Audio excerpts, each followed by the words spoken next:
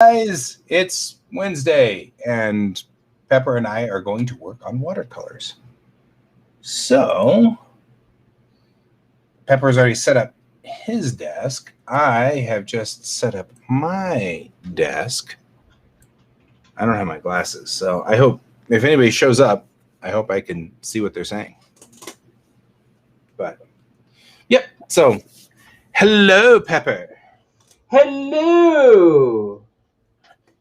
Okay. So, hello, you swaggy swagger person. Yes, but I think you're swaggerier than me, apparently.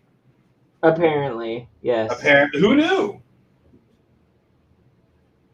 I'm probably going to find this entertaining for a long time. Oh, I'm probably sure.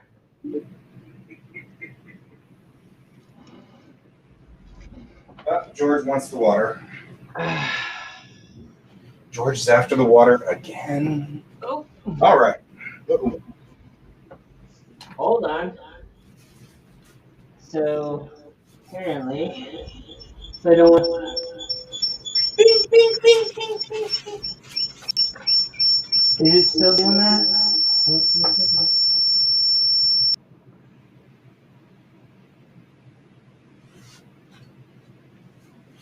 Alrighty. Brent is here. Yeah, I'm running late because you need me to add this. I'm running late because I dropped off my pink at Pepper's house this morning while going to take my niece to school because she goes to school down there by him. So I dropped off my pink powder and some bins for him, and he gave me this little pink thing in the squirrel pea thing. So okay, right. the story about that is I decided that, hey, my apartment was getting a lot of moisture. Let me put this outside. Let me see if I would be able to get my paints to dry and not mold inside my apartment. So I put them outside, and let's just say the squirrels had some fun. They thought they were food.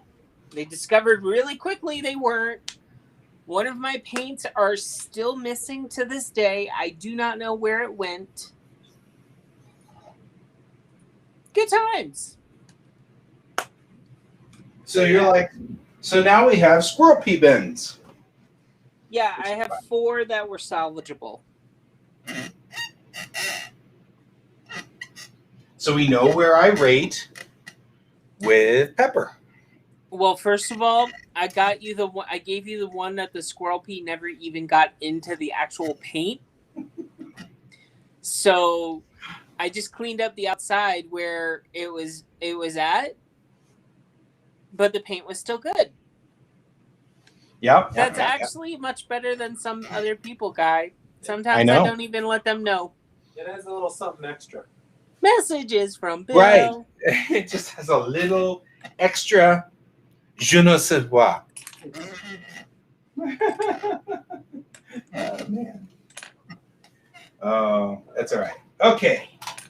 So I have my Miyazaki palette, my fake Miyazaki palette, assembled. So our job for today is, and my new Tombow brush, look at that, and that's so cool. Oh, cool. Is that the flat one? Yeah, it's the flat brush. I'm going to try it today too.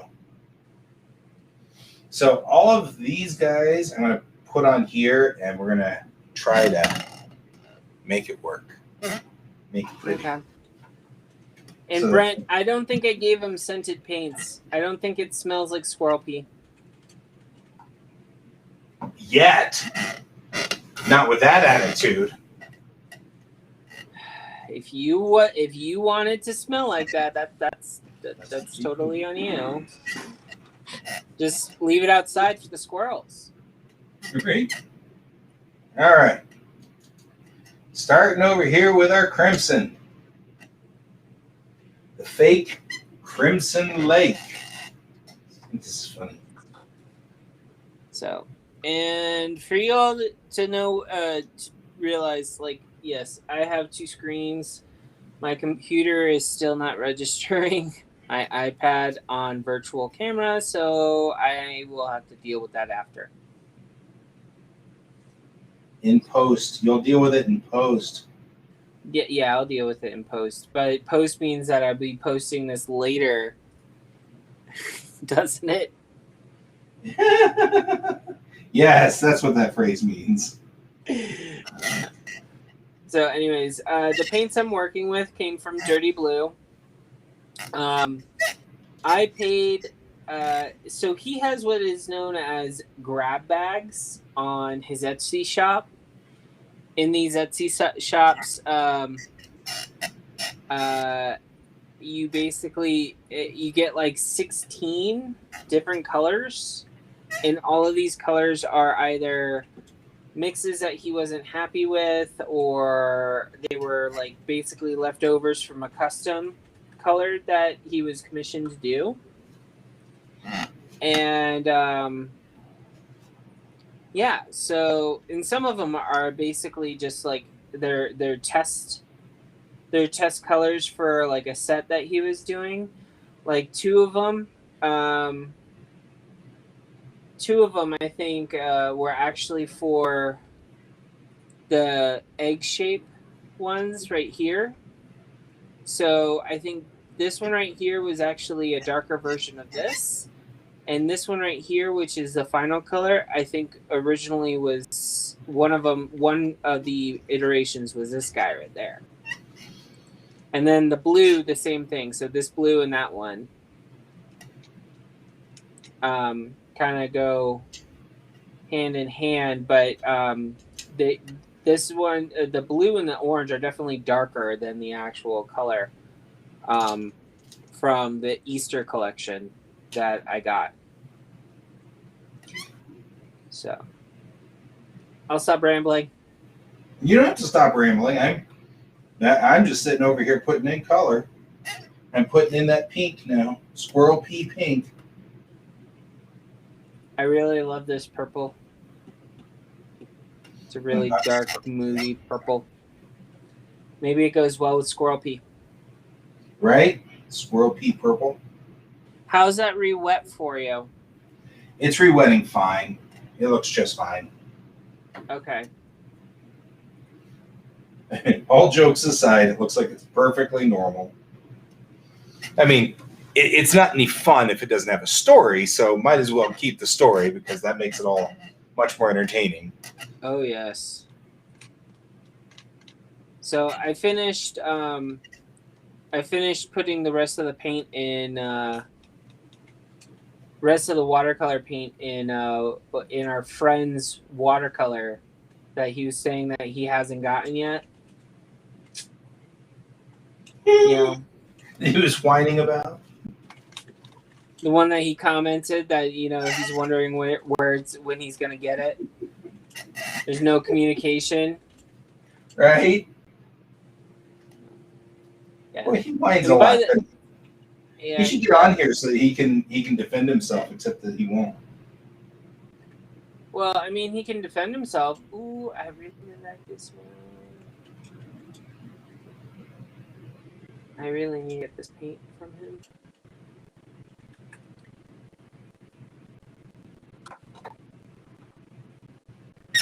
Hey. Well.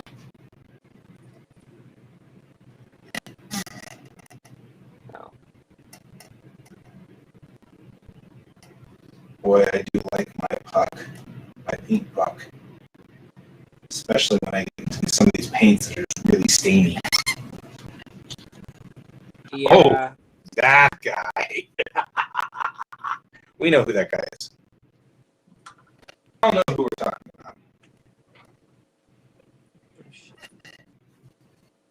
Although I admit that vermilion hue, which is still very orange. I find that kind of funny that it's orange called vermilion hue, but Well, I mean, there are several vermilions that are still orange.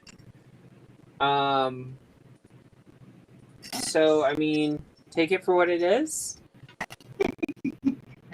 But it laid out a really nice, even orange. Just notice. Oh yeah.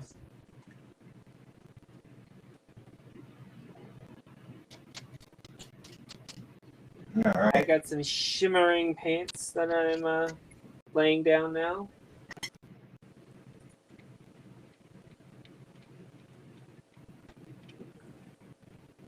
I could complain about that guy not being here, but technically speaking, he was here Monday and Tuesday.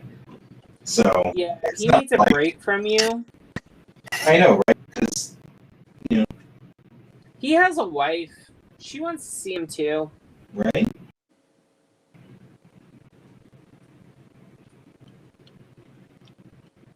Should take him away from his wife. That's just mean.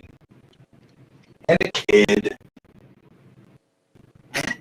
Yeah, but when your wife and your kid are cooler than you, I mean,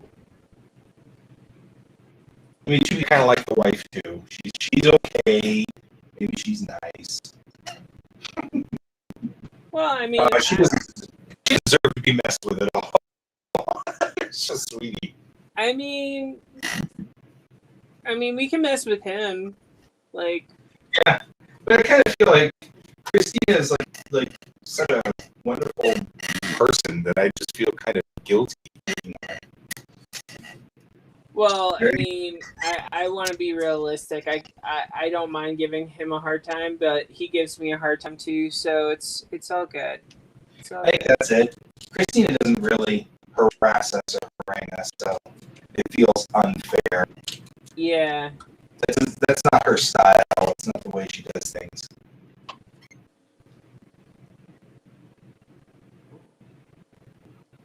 Really like this gold mica.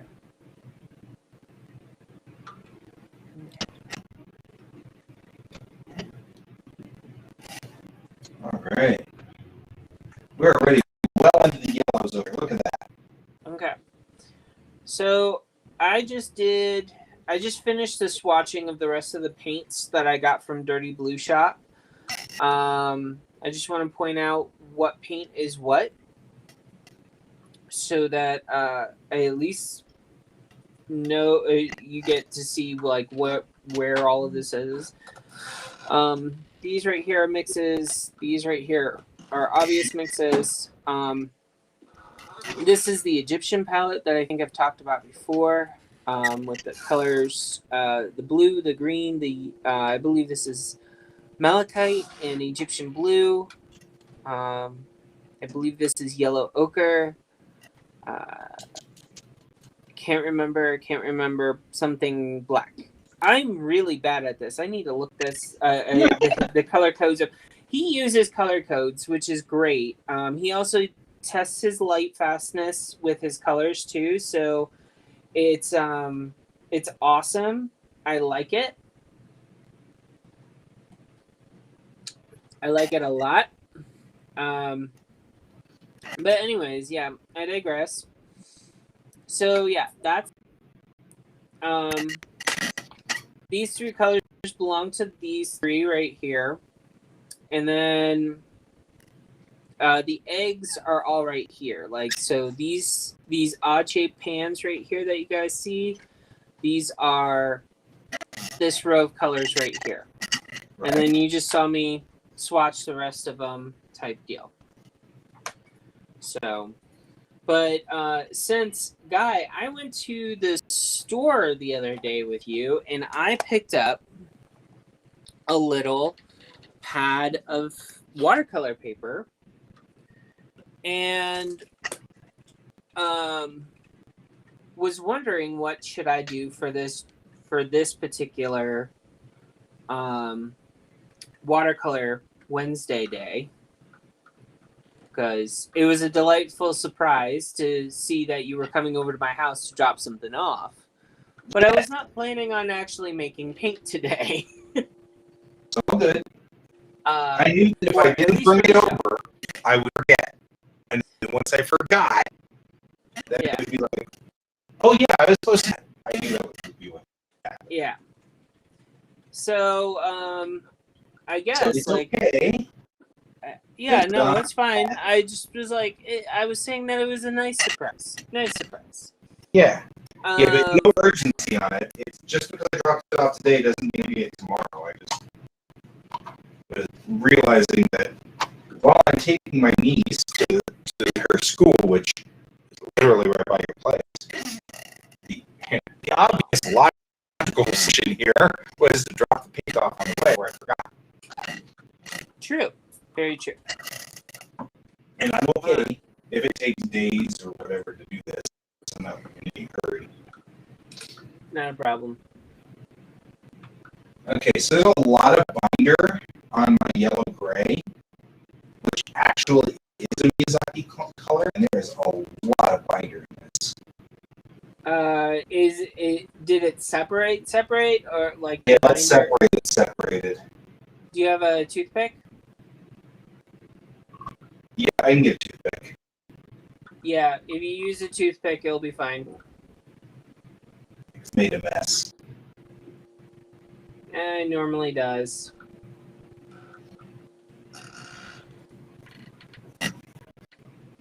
But it's one of two legit Holbein colors that are in here that are really the color. Yeah. I really hate when the binder separates. Yeah.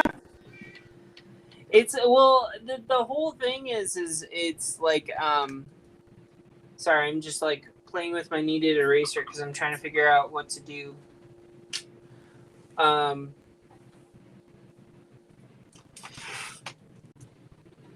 I like this yellow gray. This actually is sort of what I imagine gold would paint down as. Is this yellow gray? You know, like trim on uniforms, things like that. Uniforms are a thing. I have a lot of Well, uniforms. the yellow gray, it's I don't know if you realize, like, if you dilute it, it's like khakis, like a cool khaki tone. Yeah. Yeah, it does And seem to come down to a really nice khaki-esque color. And also, if you're doing like a darker skin tone, like a cooler, and you don't want to use green, that's another alternative to like change the skin tone. Right? I know it sounds a little odd that I would recommend it, but it's the truth. That green hue came out pretty nice, actually.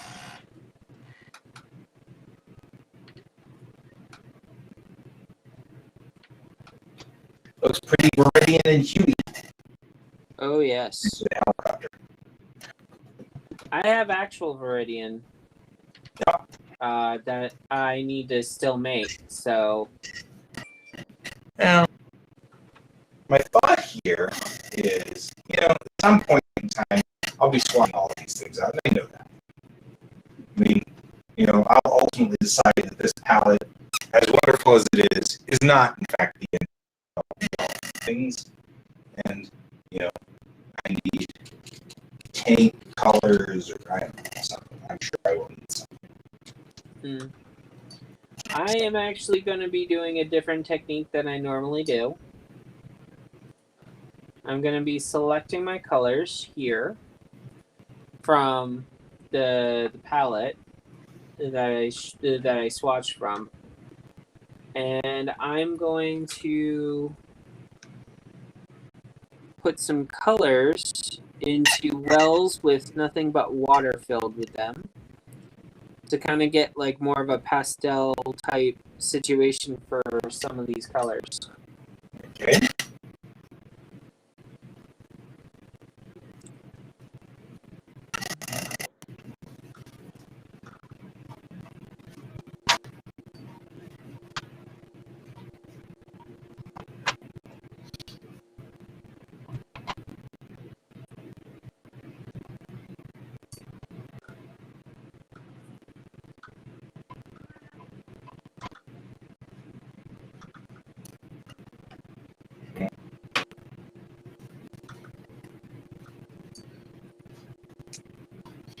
the other thing I really like about these reservoir brushes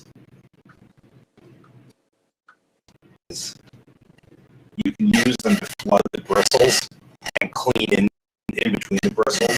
Uh-huh. I like doing that too.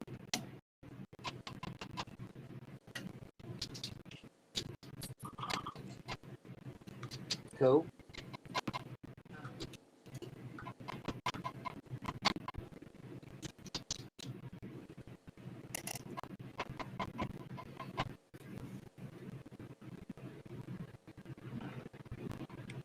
I don't think my cat needs to eat this.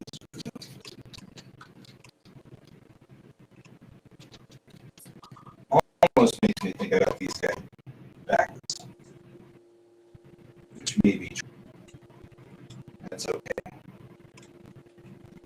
Like I put the pans in the wrong order. And since they aren't marked until now, it's kind of hard to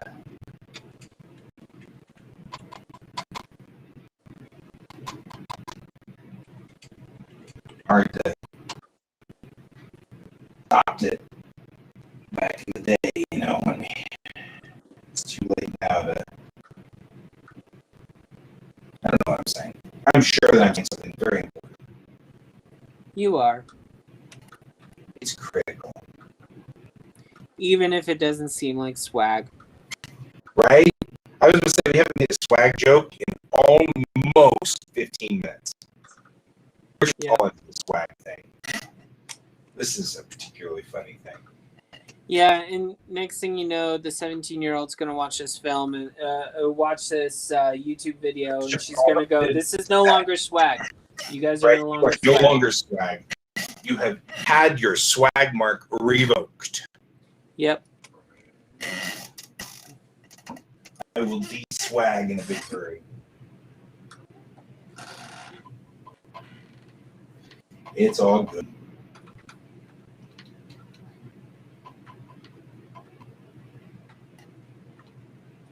I do kind of feel like my greens are screwed up. Because, I mean, really,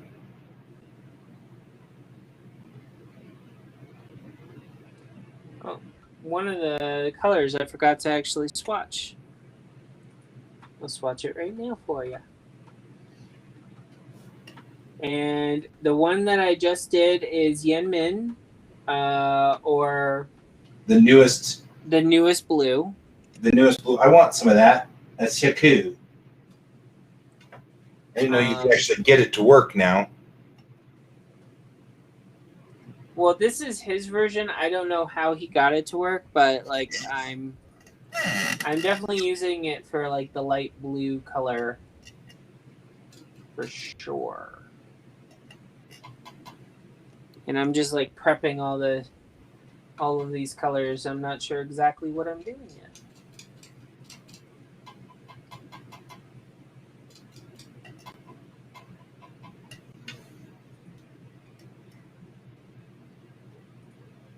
As a side note, silver is not, in fact, part of the Miyazaki palette. Just saying. Silver? Yep. There are 13 pans across and 24 paints. So my option was to either break up the palette by moving one of the pans from the bottom row up to the top row, but then I figure I wouldn't be able to easily identify whether I got them all or not, or Gotcha. do something on the end rows on the 13th pan. And so my choice was to put gold and silver on the 13th pan. Gotcha. Because I figured that was obviously not, it was clearly not a Miyazaki color. But I do like my gold and silver.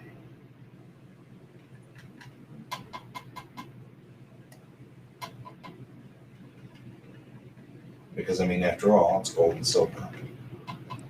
Well, which true. is a lot of fun to play with.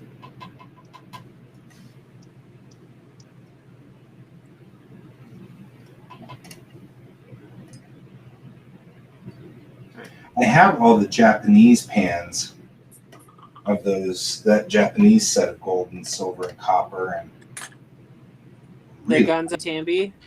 yeah. Yeah, I have the Stardust collection as well. Got that from a buddy of mine at the last NDK because she was doing watercolors and she was laying in these beautiful gold colors. Mm-hmm. And I was like, how are you doing that? And she's like, well, here is the pan. You can order it from Amazon. And I ordered it right there and then. So yeah, it came in a couple of days later and I started playing with rocketry and like doing lunar landers with gold and, you know, that's really. yeah, there's I like them over the more popular paint that's used for the gold and silver. Mm-hmm. And everyone's like, but the name, and I'm just like, yeah, I don't like them. It's not that it's not because they're expensive. It's I don't know, like Gonzai Tambi's ones, they just re-wet a lot easier for me. That's why I like them. Paint. I don't know what you mean by that, Brent. I must have missed. Was that a question? Am I going to paint? My battle plan for today is to make the little insert that goes to my pan here because I now finally have my Miyazaki palette. Thank you, by the way, for trading me that one small bin for my fake opera. So well, I mean, I figured you were going to need it today. Yep, I did need it today. Indeed, indeed, indeed. And it won't get you in trouble with the wife because you didn't have to pay for it. True, true, true, true.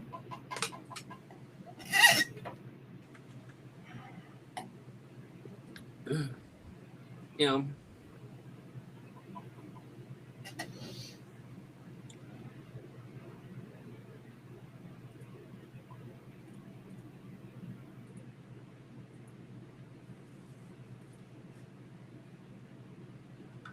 Thank you for clarification, Brent.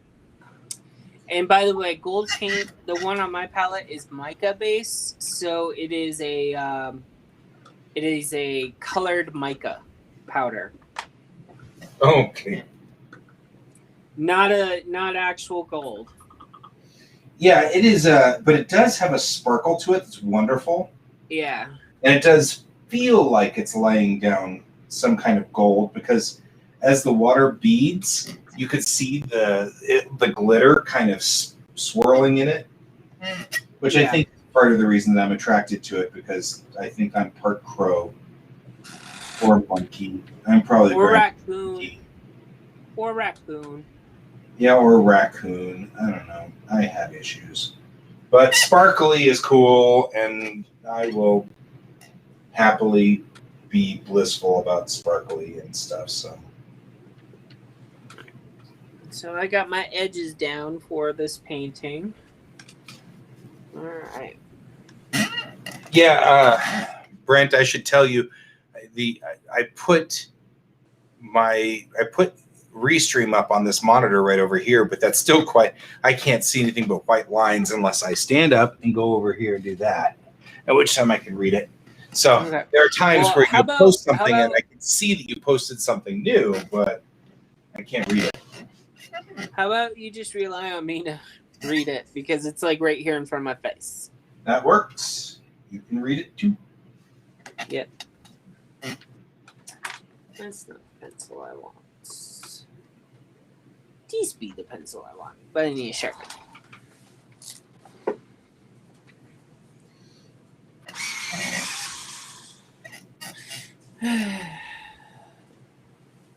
I noticed that you're wearing that shirt that you wear periodically. I know. It's a good shirt. It's a good shirt. It is. Okay. So Guy, I have this thing right here. Do you think I should take my chances and draw a tarot card or sorts? Maybe it's mermaid. You could do a mermaid. I actually have been thinking about doing a mermaid because it is mermaid. Okay. I have been considering mermaids for mermaid. Well, I am doing watercolor, so I mean, it would make sense it would be a mermaid. It does lend itself well. Mermaids are great. Yeah.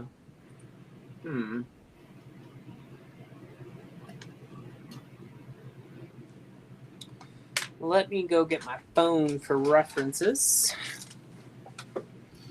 There is one artist out there that I've been watching that's kind of doing it cool. She's been doing a lot of mermaids for mermaid because mermaid. Mm-hmm. And one of the things I was observing she was doing is that she's not having her mermaids wear a shell bikini, which I've always thought was stupid to begin with. And so I think I want to draw a mermaid now without a shell bikini. I think I did a mermaid. I feel like I think I did a.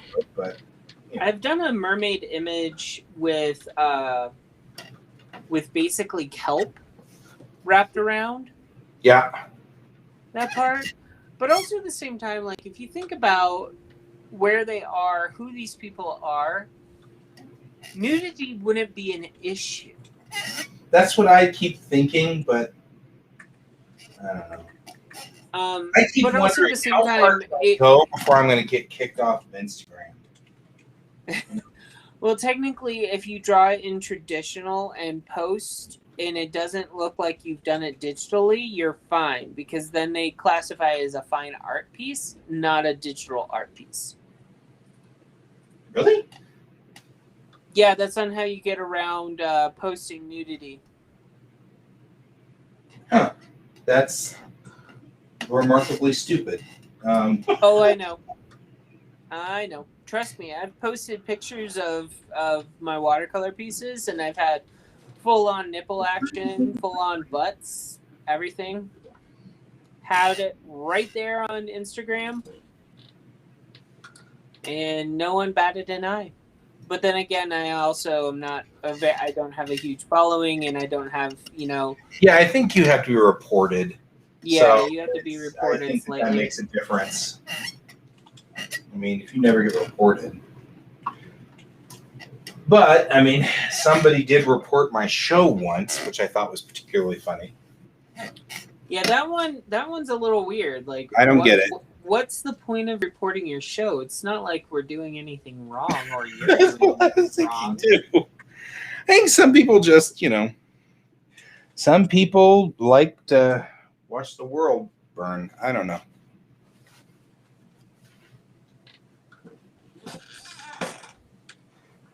It's another thing I was discussing with my niece was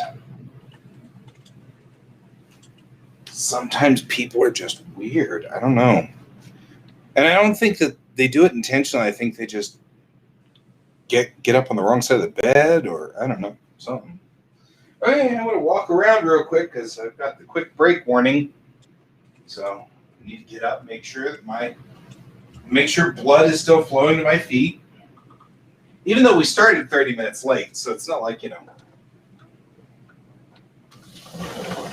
But I can also open my screen door a little.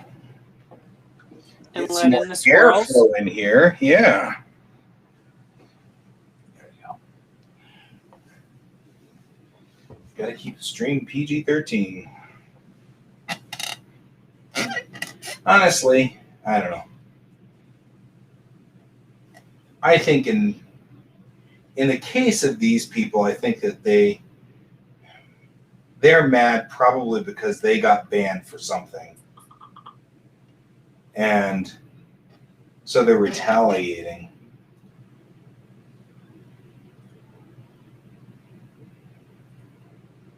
And they're just striking out at people. And, I get that. I mean, I don't appreciate it, but I get it.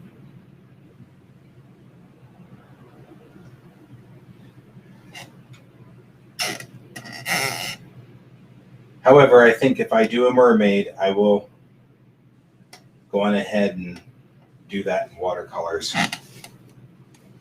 But yeah, I've also been thinking about that because, like, my comic, that's been a thing. In one of the things I really want to express is that in the future, people aren't as uptight anymore about nudity and stuff. You know, and so, but it's hard to do that without freaking everybody out.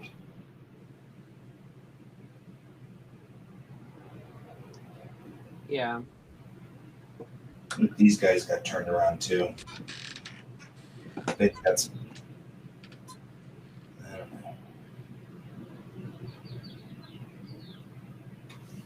know. That's all right. I will draw a version of my comic where people get in showers and stuff like that, and then I'll draw a version where they're wearing swimsuits, and it'll be just obvious. Yeah. And I'll be like, okay, if you can't handle nudity, take this version. If nudity offends you, and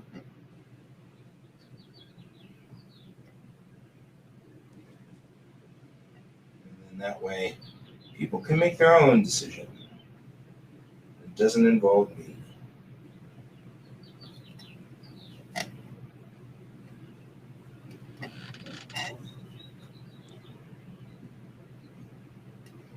Wow, this bright violet is bright. Bright violet is bright. Just like it says.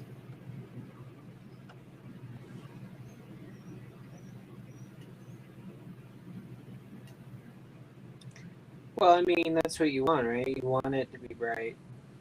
Yep. Just a little shocked by it, that's all. It's all good. I'll live.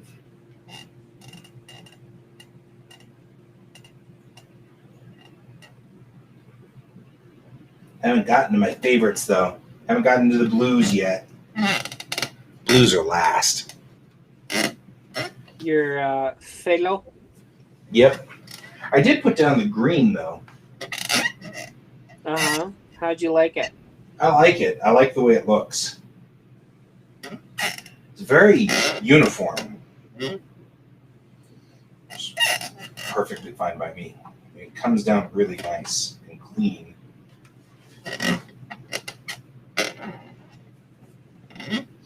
So,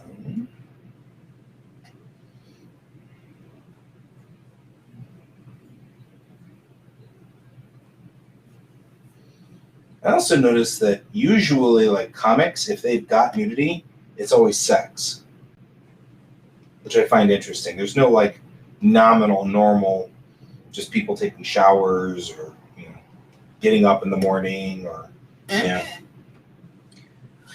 It's either that or it's Batman, and Yeah, it's Batman, at which time you're like, whoa, hey, Batman. It's Batman. Which actually, because like that's one of the things I love about Doc Manhattan. It makes total sense. And it's like, he's Superman. Why would he care? He doesn't. He just doesn't anymore. It's all good. Or Deja Thoris. Ooh, yeah. That lavender looks nice. That lavender, you hit it spot on, dude. Which one? The lavender? You hate my chair with all my... You mean my squeaky chair because it's squeaking? It is squeaky. My chair is very squeaky. Yeah, I'm sorry that I didn't get that comment, but... No, it's all right. You know what? I will fix this chair. I've been meaning to do that anyway. So I will fix it. I got WD-40. Fish oil. I'll be back.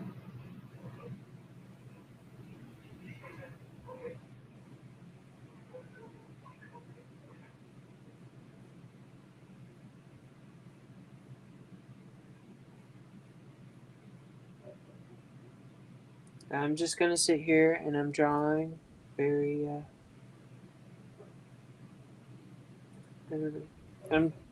I guess I'm doing something. So.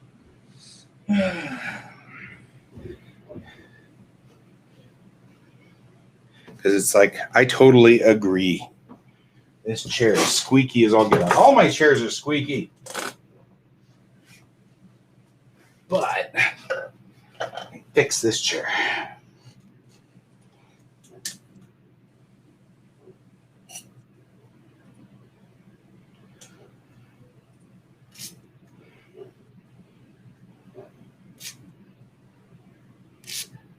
There we go.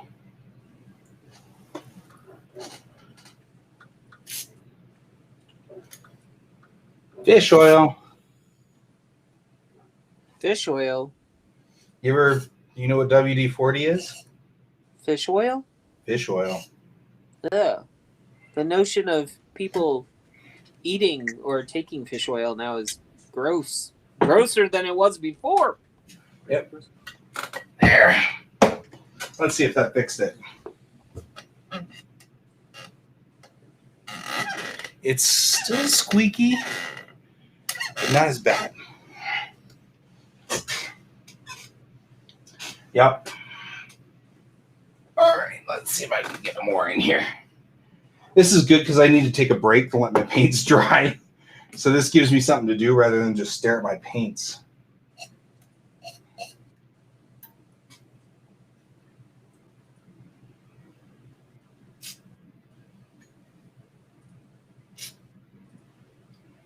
Boy, it's just like disappearing in there. It's kind of cool.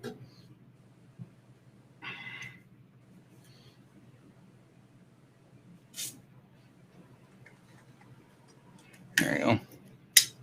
Let's see if that works. Let's see if that's better. Look at that. I got all the squeaks. Cool. If your Wow. chair starts smelling fishy, I know why. It is that. It's fishy. I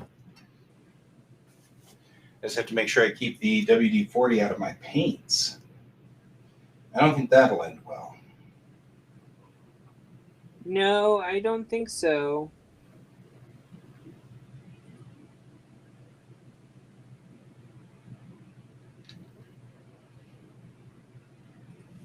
There we go. So now we're going to put in this Prussian blue. Now I'm into my blues.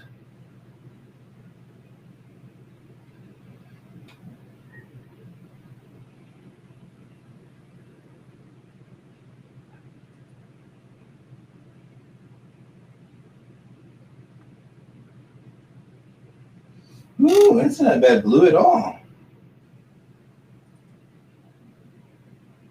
I think you did really good on picking these colors, Pepper. Well, thank you. I mean, not like I expected you to fail, but, you know. No, I understand, Guy. It's you're pleasantly surprised by my color matching skills. It's all right. Pleasantly shocked by your color. You're not Raph. It's not as fun. I think it's because I make fun of myself too at the same time. That's Right? probably why it doesn't make a little bit sense. of the sting out of it. Yeah.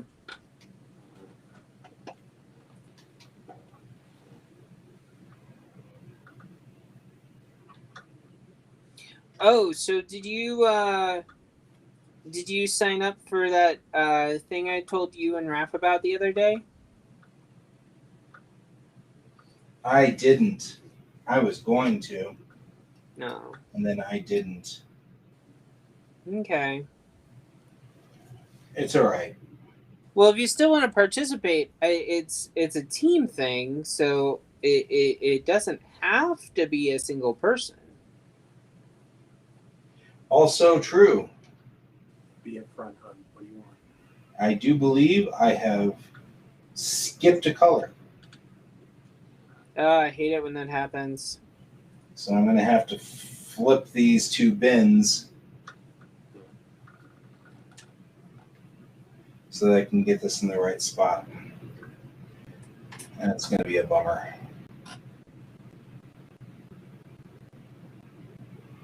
Because, of course, that was the only other color that I actually got that was a Holbein. That was a compost blue. Yeah, that one's actually outside of Holbein. Compost Blue, I want to say, is a harder one to match. Yeah, well, we tried and we couldn't. Yeah. So, I mean, I'm not doubting that at all. So I'll lay down that Prussian blue here, and I'll just change the words on here. Holy crap, that's dark. Holy dark. Prussian? Yeah, that The Prussian Prussian- blue. Yeah. Yeah, it's Prussian Blue is actually made so that you could actually have an alternative to indigo. That is a solid color. Yeah.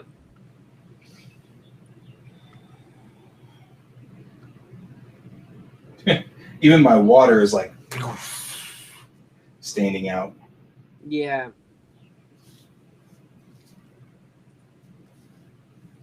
There we go. Ooh, that was a dark color. Cool.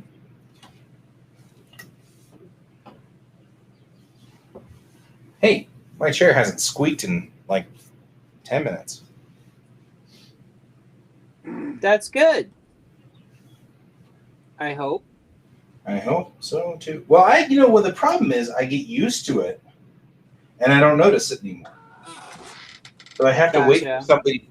I have to wait for somebody to say, "Hey, you notice your chair?" In which somebody goes, "No." Like the Tin Man, you need to oil it. Messages from Bill. Yep, like the Tin Man. Or just feed it fish oil.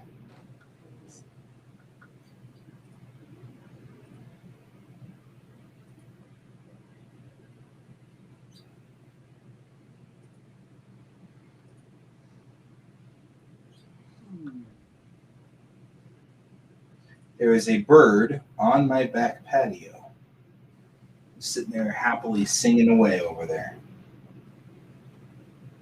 And George is stalking it. Yeah, I was going to say, I don't know where George is. George has not noticed him yet.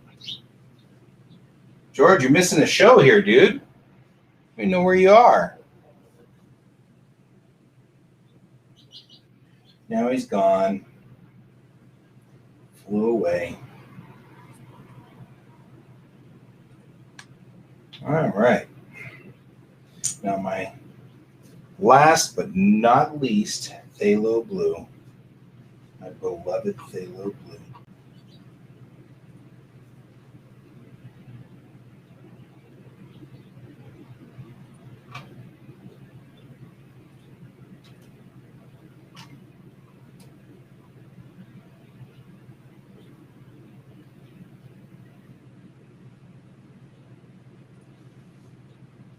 Which is standing in for cobalt blue in here.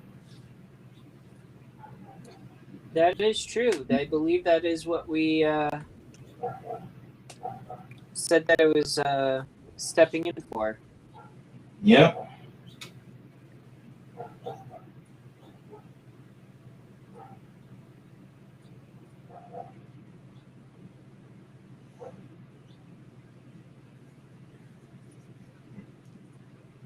There we go.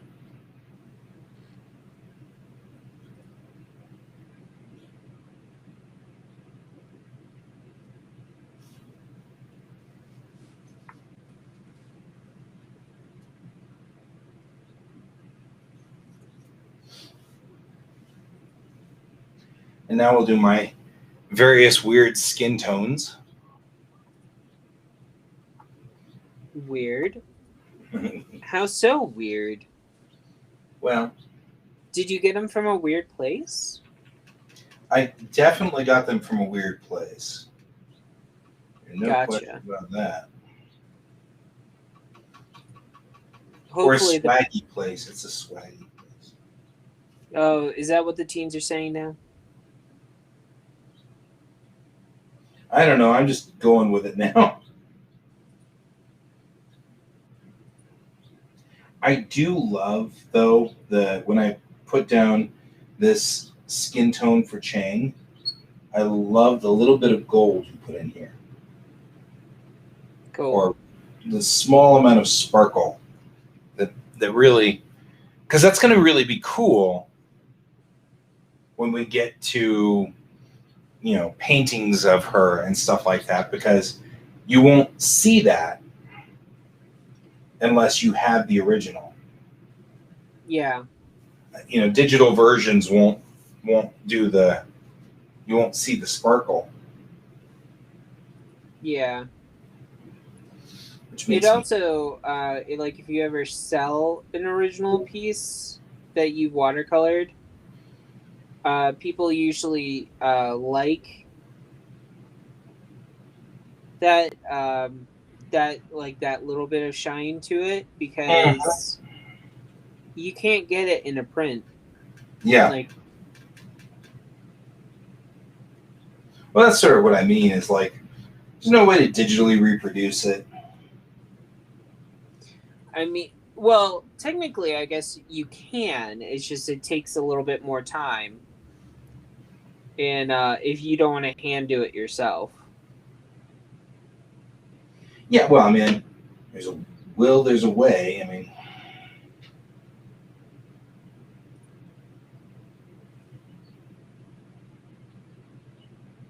Yeah, that's a flesh tone that's kind of obnoxious. Oops, it's the wrong bin of water.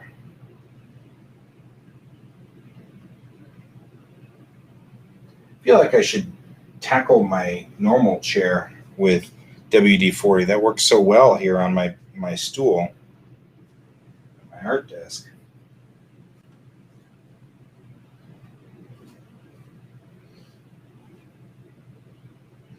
Especially since I have the fish stuff up here.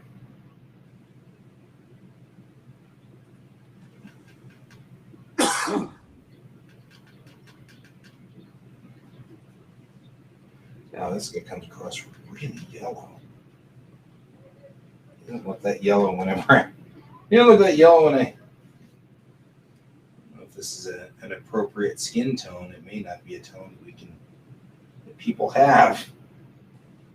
Which one? This one. Now that I've taken them all out of their bins from the old set, Uh-huh. I don't know which ones are which here, but it's a very brownish yellow brown. We'll see what happens when it settles in and dries. You probably want to thin that out with some water. Yeah. If it's one of my paints.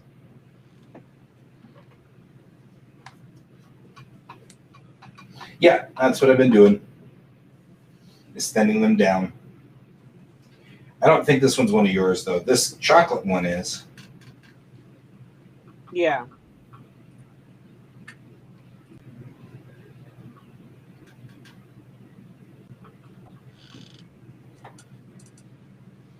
That one's beautiful, and it lays down a wonderful color. Like a very reddish brown. But it's I keep wanting to eat the paint pen. Please don't. I want you to survive. Right? But it looks like a block of chocolate. As one person put it, I know not to eat the paint, but I want to cut off my ear. Right? Like, I don't want you to cut off your ear.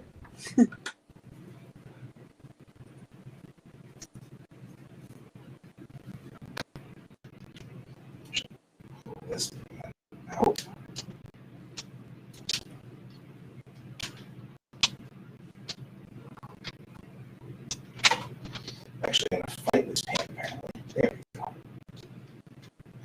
this is going to be the row of really strange paints down here. So snap that pan in there. Snap this pan here. Because like I've got a sparkly blue that I really like, but it has no. I mean, I just bought it because I was like, "Ooh, sparkly blue," you know. I'm a fan of blue, and I'm a fan of things that sparkle, so sparkly blue sounded perfectly reasonable to me. Yeah. But it doesn't fit any palettes or anything like that. I just happened to find this sparkly blue. That was good. Well, That happens. Yeah.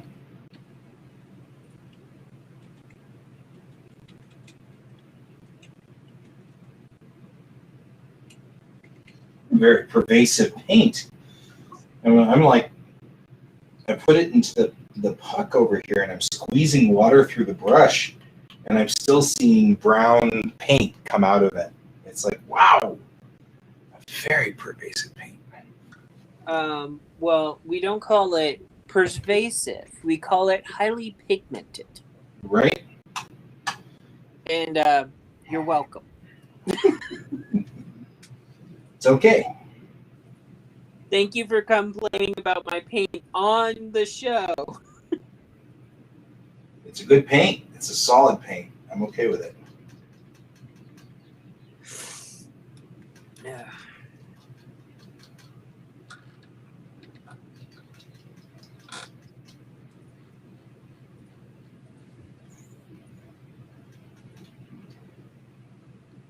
Since it is the gold-ish-esque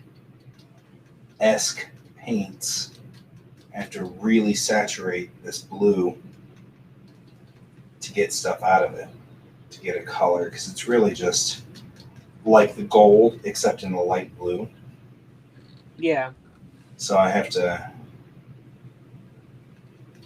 put a lot of water in the pan to activate the paint.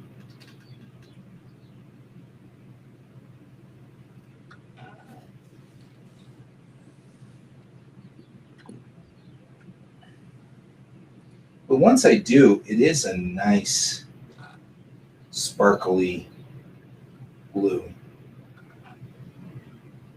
which I'm sure I will use on something. It's only a matter of time. All the stuff I like in a paint sparkles in blue. All right. I think I'm done swatching at this point in time.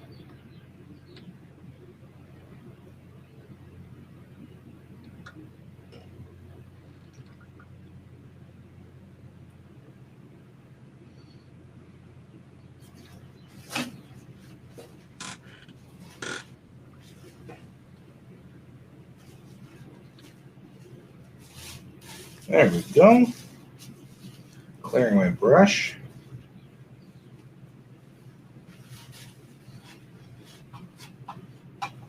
There.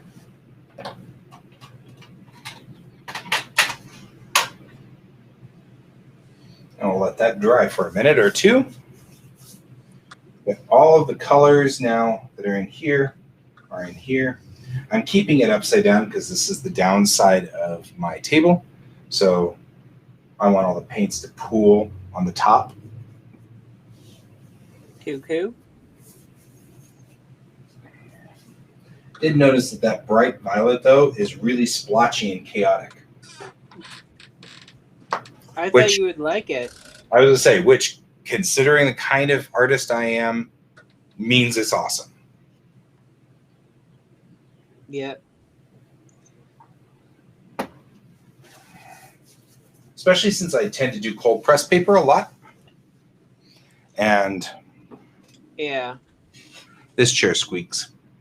I do cold press paper a lot, and so chaos ensues regularly.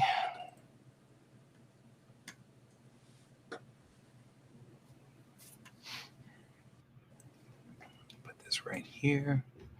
Maybe.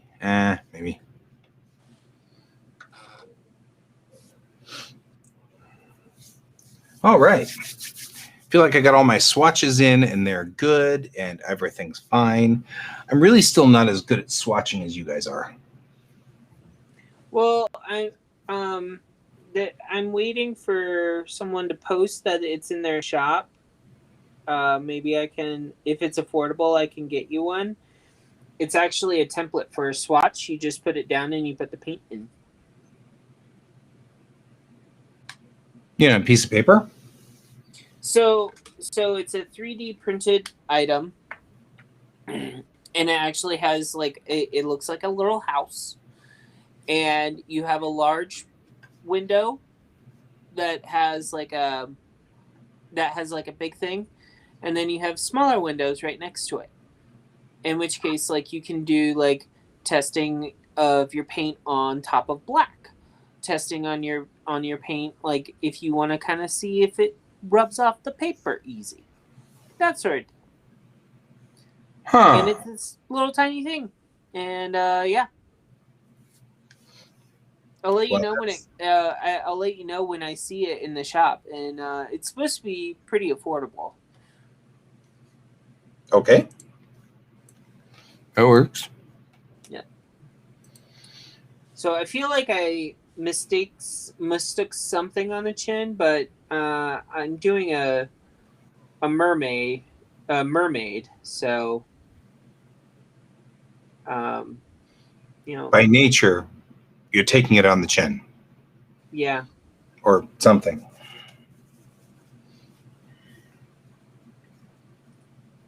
Well, while I let those paints dry, I will continue working on Infinite Sundown,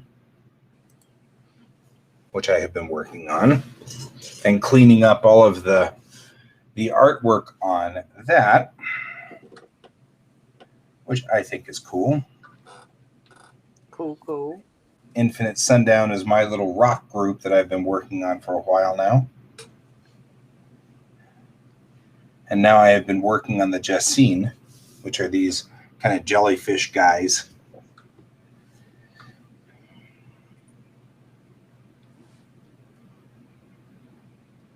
I feel like they can pick whatever color they want it to be because it's the future. I feel like these guys probably pick green to be their color.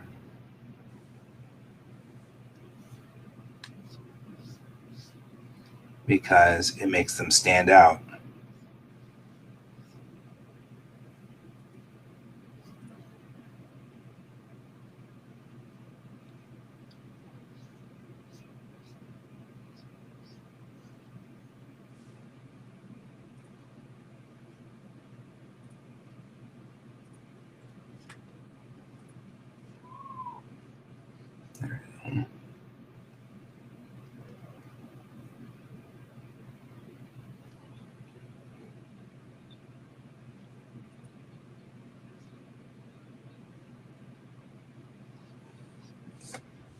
One of the other reasons I really like this Infinite Sundown thing is not just I've given myself a rock group, but this rock group is clearly very multicultural, showing that all of the alien races just do the same things.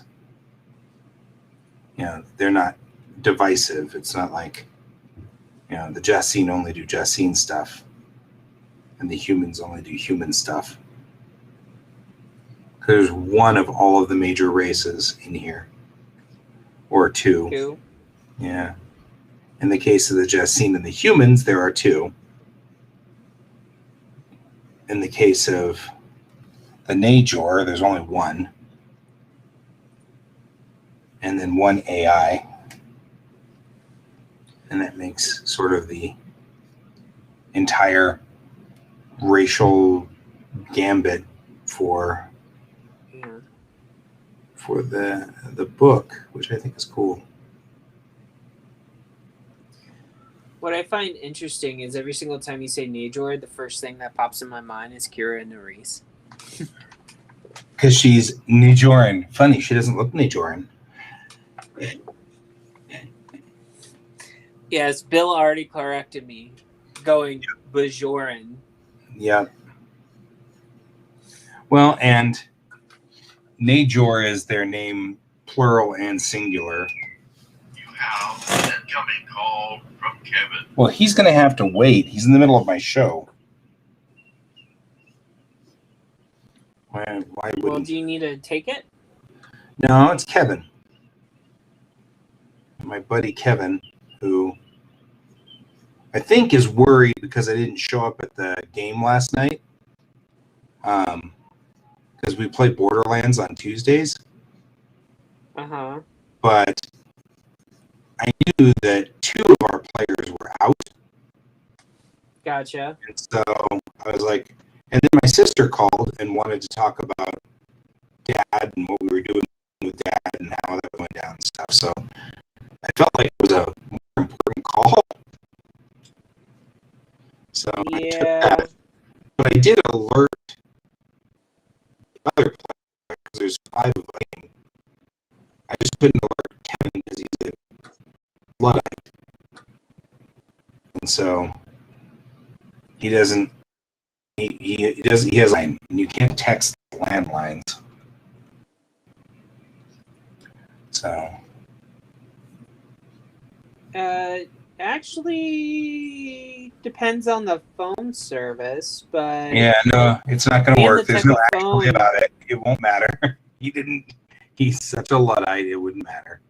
If there is a way to text the phones, he wouldn't have it.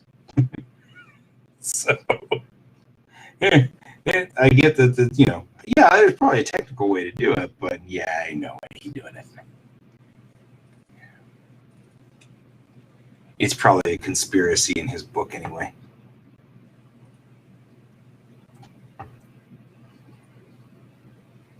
what conspiracy is that? Modernization? Yep. Something that, Bill Gates is installing in his head.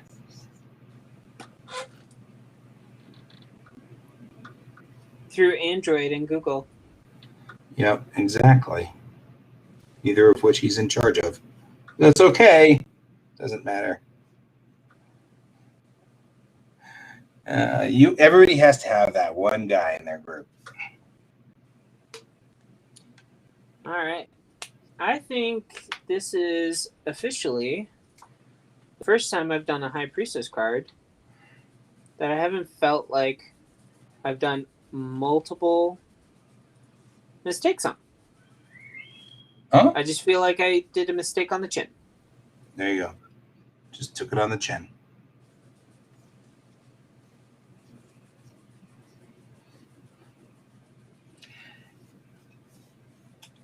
Every time we say chin, I think of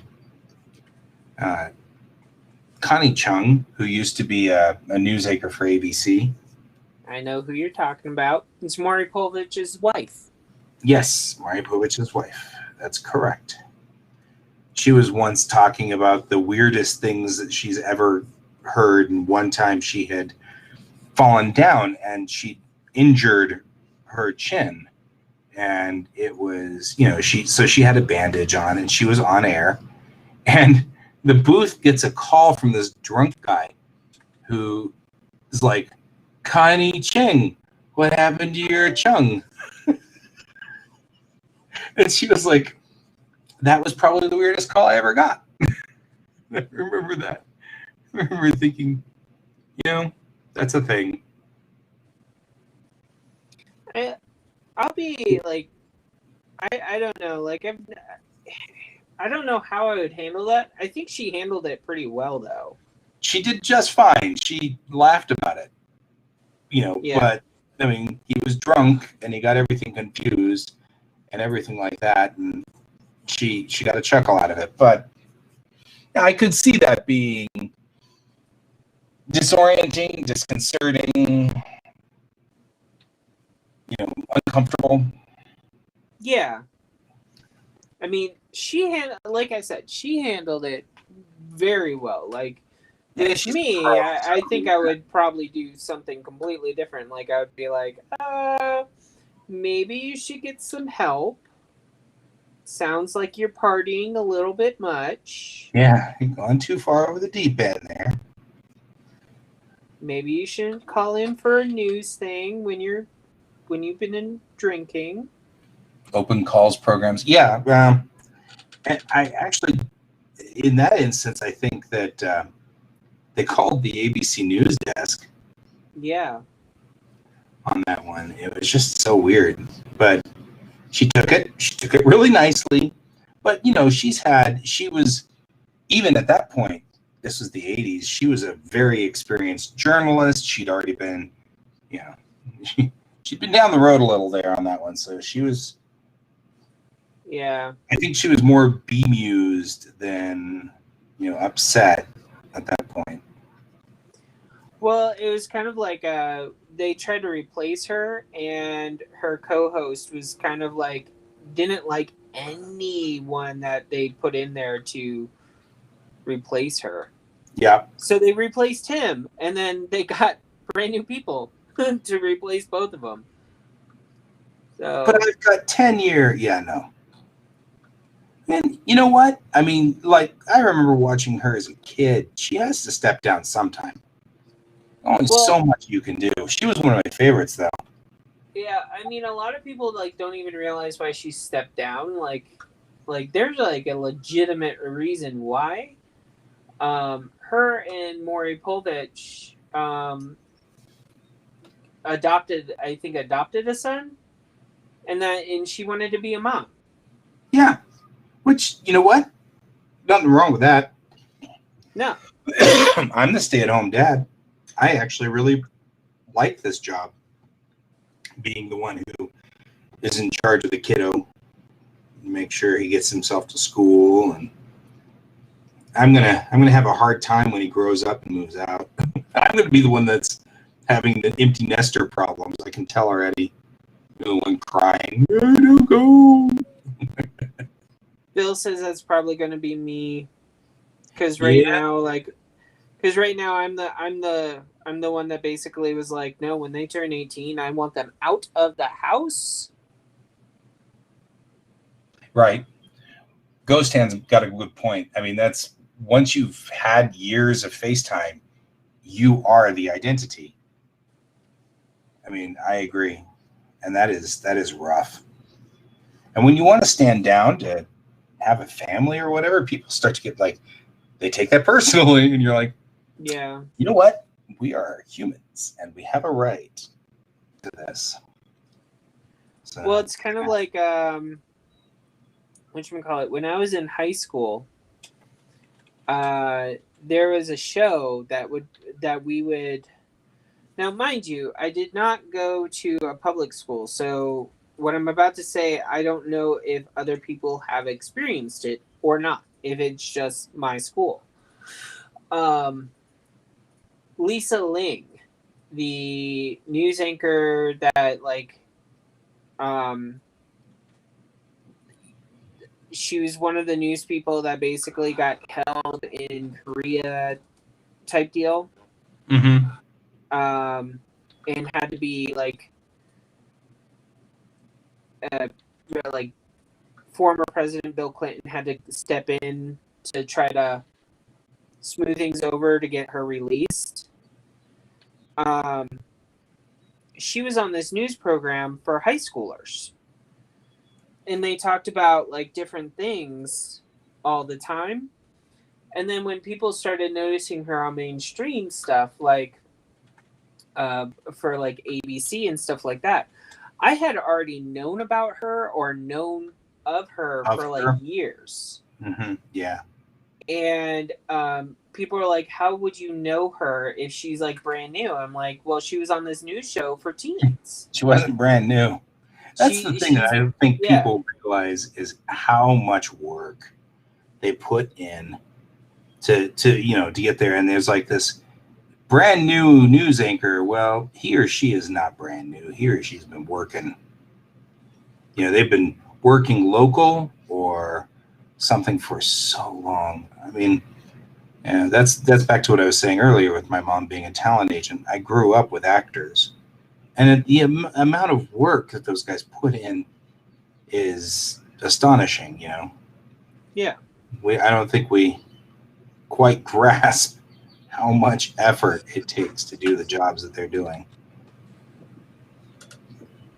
And, I mean, it shows, it pays off when they win awards and stuff like that. I'm just like, cool, kudos. Right?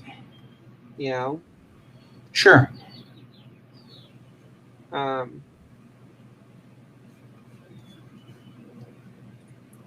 Yeah, it's cool. News anchors are neat.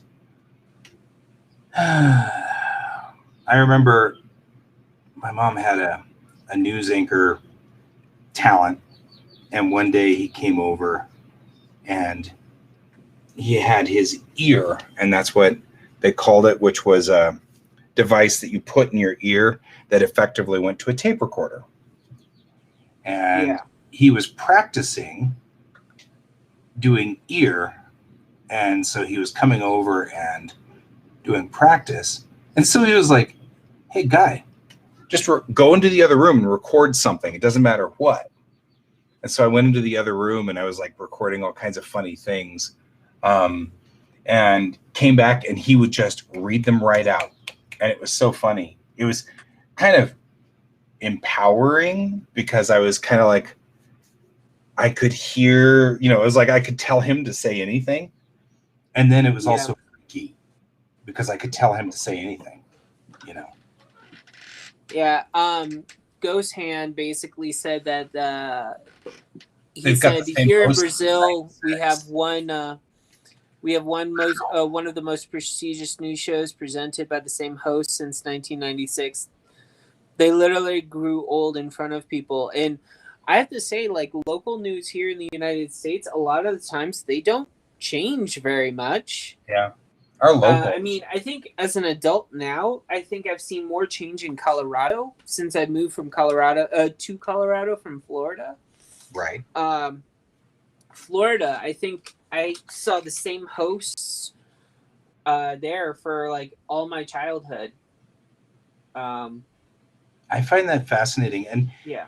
And I mean, I saw that, but 96 is a long run.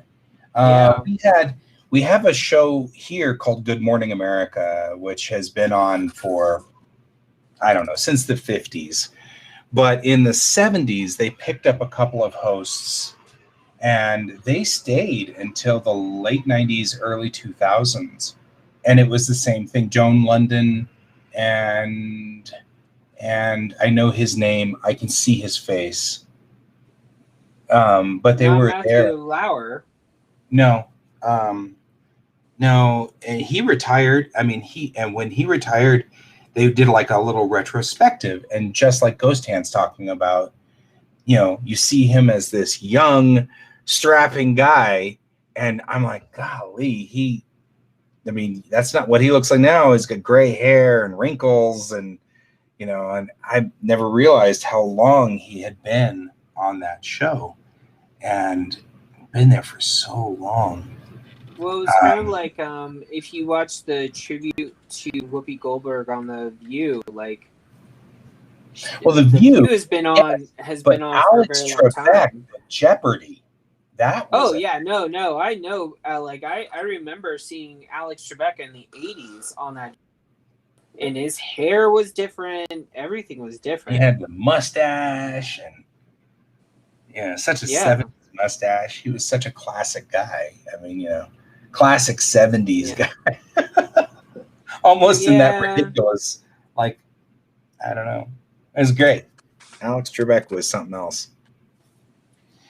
Yeah, I miss him. Yeah, I think everybody misses him. Although I am pleased that they are at least entertaining the idea of replacing him with LeVar Burton. Oh, well, that's good. I thought it was like another guy. No, I mean, they've been doing guest hosts for a while. Yeah. Oh, yeah, Ghost Hand. Whew, boy. Time does flow. Just seems to run away so fast. But, Time also marches on. Yeah, Leonard Nimoy says, memories are like a garden. They can be had, but they can't be kept. There, you can experience them, but they ultimately flee. I'm misquoting Leonard Nimoy. I feel dirty. Oh. He had probably some of the better quotes, better quoting than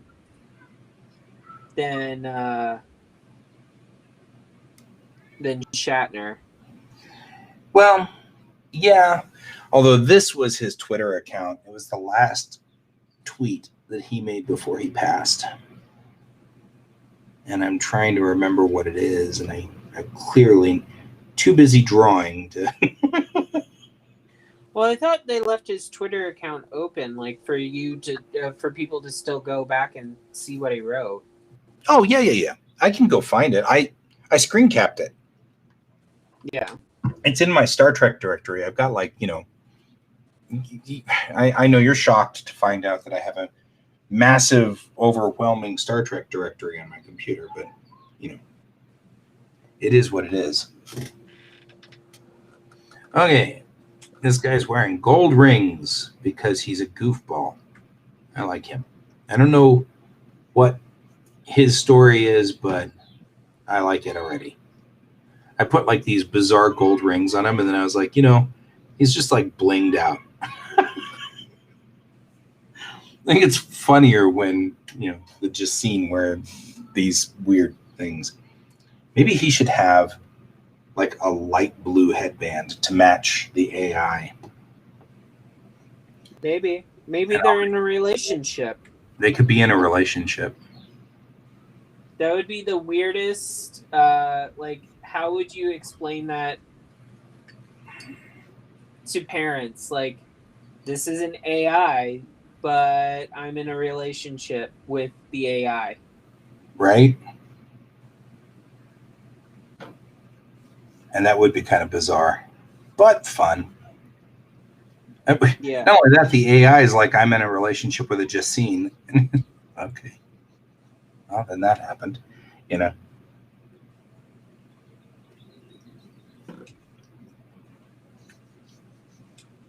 But I mean, one of the things I kind of want to talk about is the thing that's interesting about human beings as creatures is that we can decide who is and who is not in our sphere. Yeah. Mom, Dad, this is my robot girlfriend. But we can decide. Well, and Mom, Dad, this is my jellyfish boyfriend. It is like a thing. But we can decide who's in our sphere, and that's something I kind of want to explore in my comic, because I feel like that's interesting.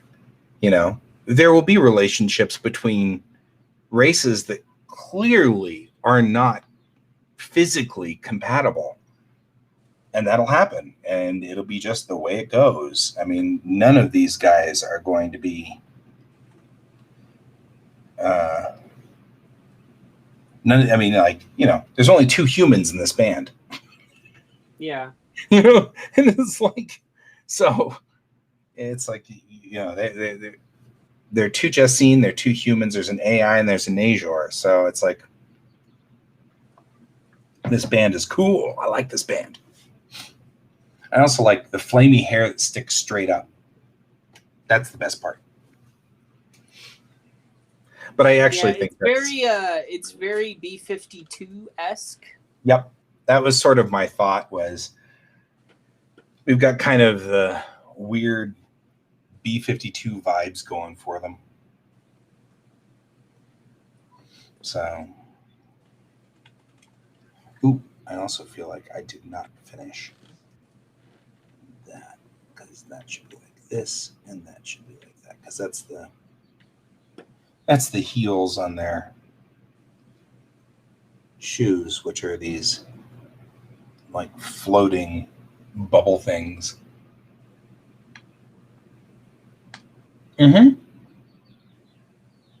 Yeah, and absolutely goes to hand. That's what so this is all part of a comic that I'm starting to write called Bellatrix Rising. And in the comic that I've been world building through COVID. That's what my COVID project has been, was to build the world for this. And I just went on ahead and just let it go. I mean, like the AIs are just people. And so there are like issues from time to time that you have to deal with when interfacing with AIs, but nobody can make new AIs. Only AIs can make new AIs. So the way that two parents make a baby is, I know. So these guys are, well, I'll get back to this. The way that two AIs make a baby is that they scribe the beginning parts of the code together.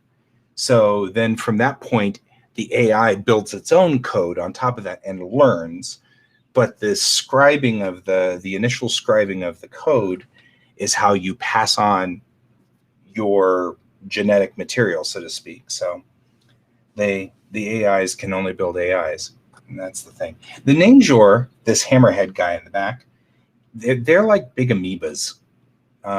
They just can form any shape that they want. He chooses to form, well, and most of them form the hammerhead because they're mimicking the spaceships that are in this world. The spaceships need to have the projectors for the engines that they use need to have projectors that are spaced out. So the Unity ships tend to be actually hammerhead, but like the Commonwealth ships are a half dish on the front, and some of the other ships, they are like a Y that comes out the front and stuff like that. But it gives sort of it allows me to give a commonality to all the spacecraft. So, but yeah, the Nangor like to form hammerheads for their heads because they're goofy. I think they think it's funny. I think it is funny. She is an AI, and one of the things she does that's her is she likes to make her skin translucent and then project a heart inside there that beats, because she's a elder teenage girl and in rebellion or whatever, and so nobody can tell whether she's just insulting humans or she's trying to honor humans. Nobody knows, because she's just confusing. And if anyone's wondering, I didn't stop painting for no reason. It what? I am talking to someone I did a commission for, so. Oh, okay. And thank you, by the way, Ghost Hand. I appreciate that. I love these guys too. Came up with these races. Some of them are. It's not. I'm not the first person to come up with the giant amoeba. My giant amoebas are silicon based, though, which I feel is kind of interesting.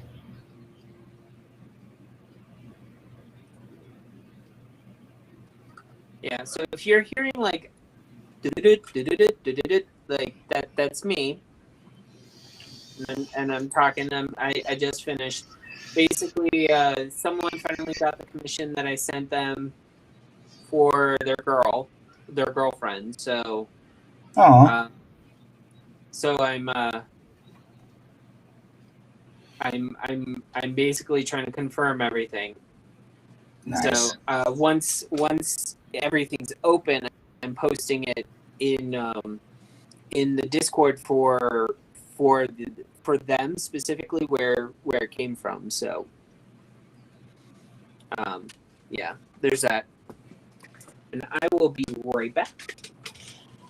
You do that. We only have a few minutes left in the show. Okay.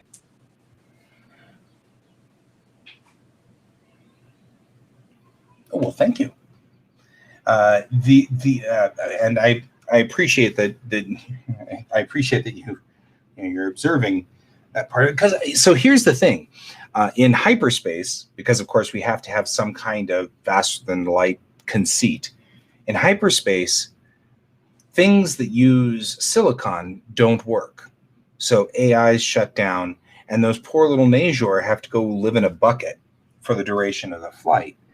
And so that's part of kind of the trick with this is if you have your ship and you have the Najor in there, they have to, go to sleep during hyperspace. So the only people who can pilot ships in hyperspace are the Jacine, who are carbon-based humans, and the humans who are carbon-based. And so, we lose these two races, and we can only have these two races pilot. So it becomes kind of a thing. One of the characters in my comic is an AI, and he's assigned to the ship as the ship's governing AI. He runs all of the various, whatevers, fans and stuff like that. But he really kind of wants to be a pilot, and it's a bummer to him that he can't be a pilot. And so he befriends the ship's pilot, who is human. He befriends her and starts, and they kind of talk about this. And that's one of the things that just sort of bonds those two characters, is that they also come on board at the same time, right? They also come on board in the same time, yeah. They're both assigned at the same time. I agree. That was an interesting aspect as well. I really do agree. Okay, so that's the top line. I need shiny stuff. Time for the shiny stuff. Because this is shiny. Shiny. Yeah, we'll go over a little bit today because I'm still working on this. Well, I'm still working on mine too, so it's fine. Yeah, I've got students this afternoon, so unfortunately I can't stay too long. But I mean, we're having a great discussion with Ghost Hand, and so I'm enjoying that, and so I kind of want to keep going with that one. So yeah, I mean, and I'm happy that he's coming from Twitch. Right? We're getting another Twitch user, and Brazil, which actually I think is almost in the same time zone as us. What time is it there, Ghost Hand? Are you operating at 11 a.m.? Because I think you might be off by 1 or over by 1 or maybe over by 2. You're not dragging us. You're not dragging us at all. We're enjoying your company, so it's all good. I'll put shine on her because I feel like she is. It's 2 p.m., so you're over 3 because it's 11 a.m. here. So that's really one of the things that's always been, you get kind of perspective on where things are in the world. And it's like when they do those maps where they show you that all of us are like North Europe in the latitude. It's like here is, everybody's norther than you think or souther than you think compared to Europe. Like I was shocked to find out because I went over to Germany and it was April and I was shocked how cold it was in Germany. But then you look at it in the same like latitude and they're all lined up with Canadian cities. They are not lined up with any of our cities at all over here. And so I never really thought of that. I always assume because Denver is routinely cool and Colorado is a colder state, but that's because of our elevation. That has nothing to do with our latitude. I find that fascinating. It's kind of like whatchamacallit, when I was a kid, they mentioned like we were talking about just the seasons, and someone was like, "But isn't like, does everyone have the same seasons?" Right. And I remember Because you're a the kid, teacher you have to basically learn all this stuff. stopping. Yeah. Like, I remember the teacher stopping for a second and going, "In the northern hemisphere, we have all the same seasons." And someone's like, "What do you mean by northern hemisphere?" And Right. that's like when they explain to us, like, "Oh, well, southern hemisphere is opposite of what we do. So in June and July, when we have summer, they have they're probably experiencing their version of winter." I've got a buddy who lives in Melbourne. And I've known him for years and years and years and years. And we spend a lot of time messing with each other over what season it is, because, of course, he's Agreed. on the southernmost point of Victoria. It's like, it becomes fun. Agreed. And South America is further over to the east than I think we perceive. And also, I think we have a problem understanding where the equator really is, because I know that ESA runs a launch facility out of French Guiana, and they do it for the same reason that we run our launch facility out of Florida, because the closer you are to the equator, the more you get assistance from the planet on a launch. Right. So you want to be close to the equator so you have the most sidereal turn to get your rocket into orbit. So yeah, that's why they have a launch facility in Texas too. Yep, that's why they're building it in Texas. SpaceX is putting it in Texas. Yep, you guys are going into winter. Which, you know what? I like spring and fall. I think those are my two favorite. Winter, everybody just kind of huddles. And summer is always too hot for me, because I'm cold-blooded, I guess. But yeah. Well, it's kind of like I dread summer because I just get really warm. Yep, me too. And like right now, like I can go and open up the sliding door and it's nice out and blah blah blah. And Bill will basically be like, yeah, I'm cold. Like my feet are cold. Yep, my wife does the same thing. Treat me nicely. I know you don't want to. Well, and our swamp cooler is in the bedroom. And so it's great for me in the middle of summer. I'll turn the swamp cooler on and it will blow a lot of wind into the bedroom. And then my wife is like under 17 blankets and we're like in the middle of summer and I'm like, sorry. And I'm sleeping under one sheet, and she's stealing my other blankets that I don't use except during the winter and throwing them on herself. She's like, it's horrible. Yeah, Bill, does that sound familiar? No. No. No. Like, no. All right. People sit there wearing long pants and overalls and all this jazz, and I'll go, I'm hot. I'm like, put shorts on. It's Right. like, no, I'm just going to open the window with it 50 degrees outside. Meanwhile, I'm in freeze you shorts. Right. Well, now, to be fair, you guys are both from high humidity states. You're from a high humidity state. I mean, like 50 degrees here is awesome because we've got no humidity. So, it's like,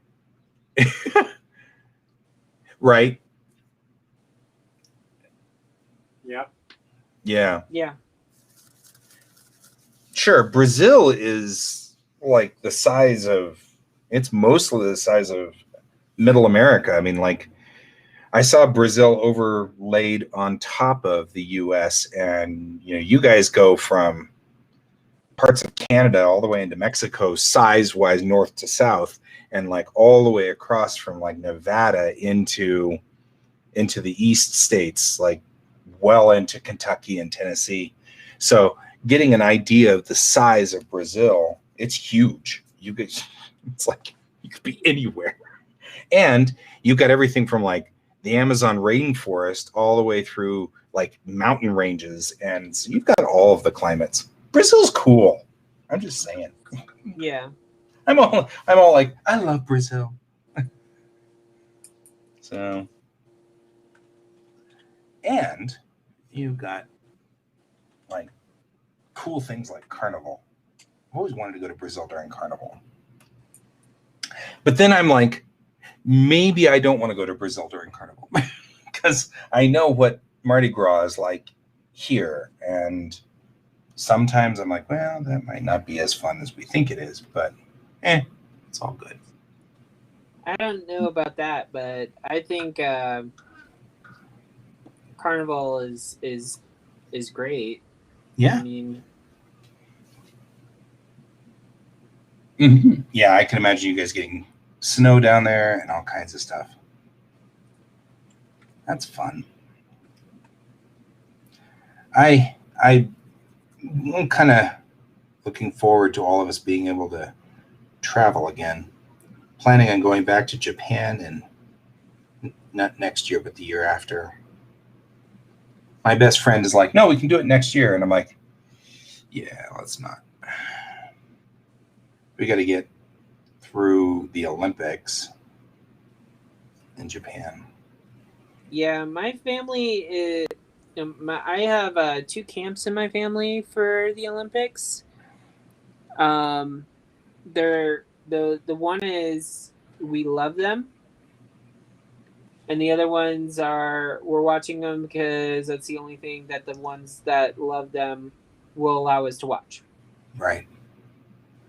My mom used to be my mom was a sports nut. So the Olympics was a big thing every time. And so I like to watch the Olympics out of nostalgia. And of course I'm split, like I'll root for the US team, but then I have to root for the Japanese team. Because it's like I always have to kind of root for the Japanese team. Sorry, Brazil. Well, there's some there's some events that Brazil actually like owns, and I just want to point that out. They do, totally do. I mean, I think it's wonderful, but it is wonderful. Yeah, no, I know what you mean. Like I have I have siblings who have spouses and people that are they root for other teams out that are not part of the US. But they'll also root for the US when they're on, but Ghost Hand saying, don't come during Carnival. Yeah, I kind of figured that. Yeah. But there is a thing. So I went to Hawaii when my best friend was stationed over there because the aforementioned same niece that we are talking about, her parents were going to go over to Japan and hang out there for a week, and they needed somebody to watch her. So they called me to come in and watch. I was like, that's cool. I'll watch her. She's family. So I did. And while I was there, I actually went and did all the tourist trap stuff. And she was like, we've never done all the tourist trap stuff. And she was actually having a blast. And she was like, this is great. I've never done the tourist trap stuff. So I don't know. Sometimes I think it's kind of fun to do the tourist trap stuff. But I also feel like in some places you do the tourist trap stuff, you have to watch your wallet and stuff like that. It's like, because they know the tourists are in there. That's pretty much like anywhere. Anywhere. I feel like anywhere in the United States. Yeah. Hit the tourist traps here and it just never ends well. I agree. Yeah. I agree. But I mean, do. in Colorado, like there's some tourist trap stuff that we've done when we first got here, and I mean it's enjoyable. I liked it. Sure. But I But, mean, like, at the same I time, never think about the tourist traps here. I mean, it's like I've lived here all my life, and I think I have been to our ski resorts 5 times in my entire life, and I usually just go up there because somebody needs me to deliver something, or you know what I mean. It's like, and everybody comes to Colorado for the skiing, and I don't care. It's like I don't. The resorts are beautiful and they're lovely, but that's never been my thing. And well, I get it's kind of like when people go to Florida and they're like, "Oh, what's there to do there?" And it's like, there's Disney. Like, Tonka Gators. I mean, don't go near any body of water that says that there's gators. Like, just that's first thing. Like, don't if you are in Florida and it says there are gators here, please do not go near the water. There's a reason for that sign. Yeah, see, that would be cool. Ghost Hand's talking about historical sites from the colonial period. Yeah, I concur. And if my wife goes with me, which odds are good, that's her real like big thing. She loves to go see out because she's an introvert. I'm an extrovert. I love everybody. I will give random strangers hugs. I'm okay. It's all good. But my wife's an introvert. She doesn't like crowds. So she likes to hit those historical sites which nobody knows about, because then there's like 4 people there. And I always kind of feel like, but there's only 4 people here. And she's like, exactly. I'm like, but wait, that's the point. So it's always kind of a sad thing. So it's all only good. sad for you, it sounds Only like. sad for me. It works really well for her. All right, see you in a bit. See you in a second. I don't know if you can see this guy.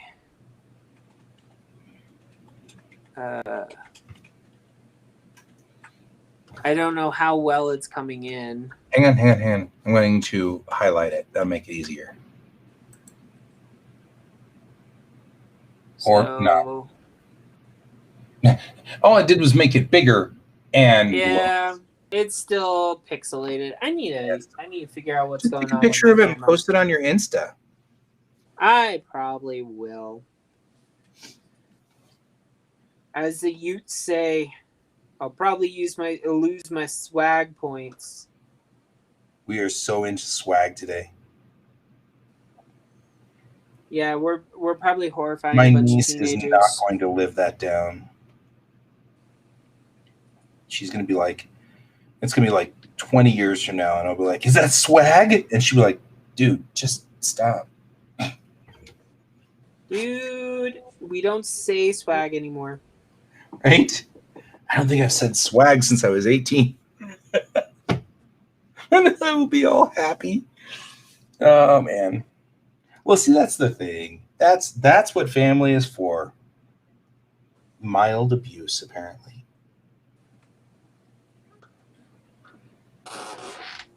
So I will also put some shine on her lips, and we are good. I think I'm almost ready to call this guy.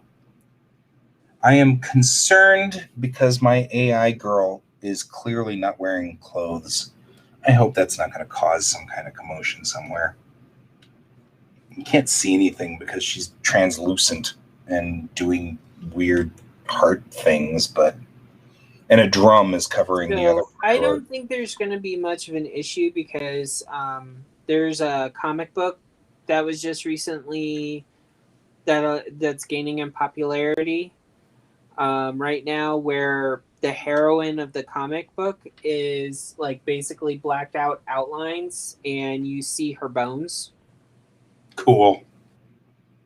So a lot of people have been posting fan art of this comic, and they haven't been getting flagged.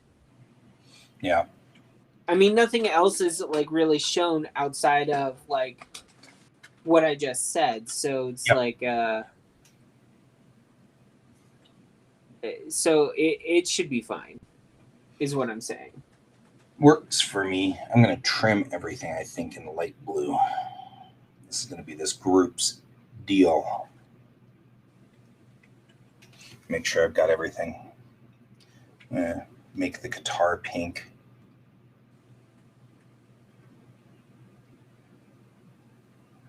I'd make the Bones jokes if I was that girl. That'd be funny.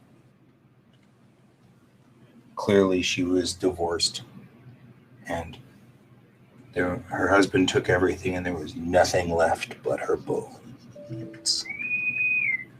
Yeah, I don't think that that's the point of the comic, but more calls. I'm getting a lot of calls these days. Oh, it's Fluent Solar. They can wait. I'll call them right back. They're putting solar panels on my house at some point. Oh, sweet. Y'all, it's all right. So the instruments are holographic. So they can do whatever. Like this guitar just hovers out here. So that's kind of cool.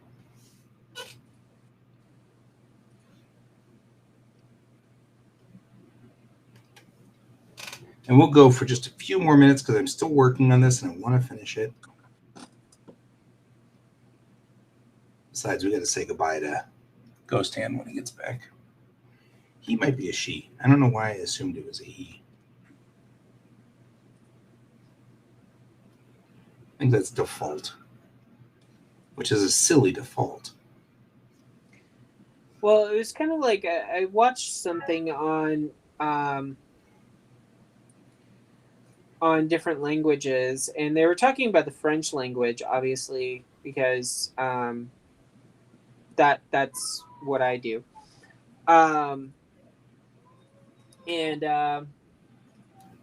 That's what I do is French languages. Okay. Yeah. Well, I mean, my dad's first language is French, so I try to familiarize myself with certain things about it because I wasn't really taught it as a child, and I'm learning more about it as an adult, which is fine. And I agree, like I with some of it, but other things, like sometimes that are mentioned, it's like there's like this notion that like everything's innately in English. Everything is not strictly like first off and foremost male when you're learning it. But in reality, like I remember going into an English class one day and literature class, because there's separate classes here in the United States when you're kids. And the first thing that out of the teacher's mouth goes, in English, everything is assumed male.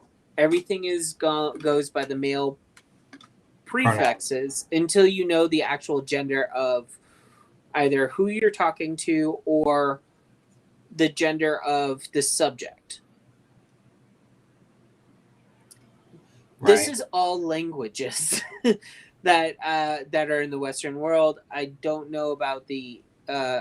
I do know that some people have told me that I know Japan does it in certain areas where it's like not gender specific, but then there's other areas that is very gender specific.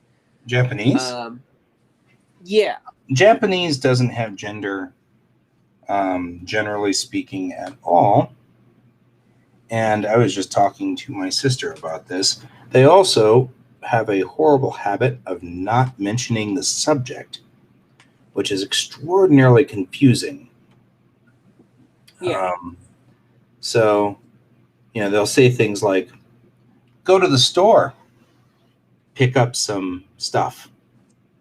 And you're like, who's going to the store? Yeah. And you say, whoever store. they're talking at.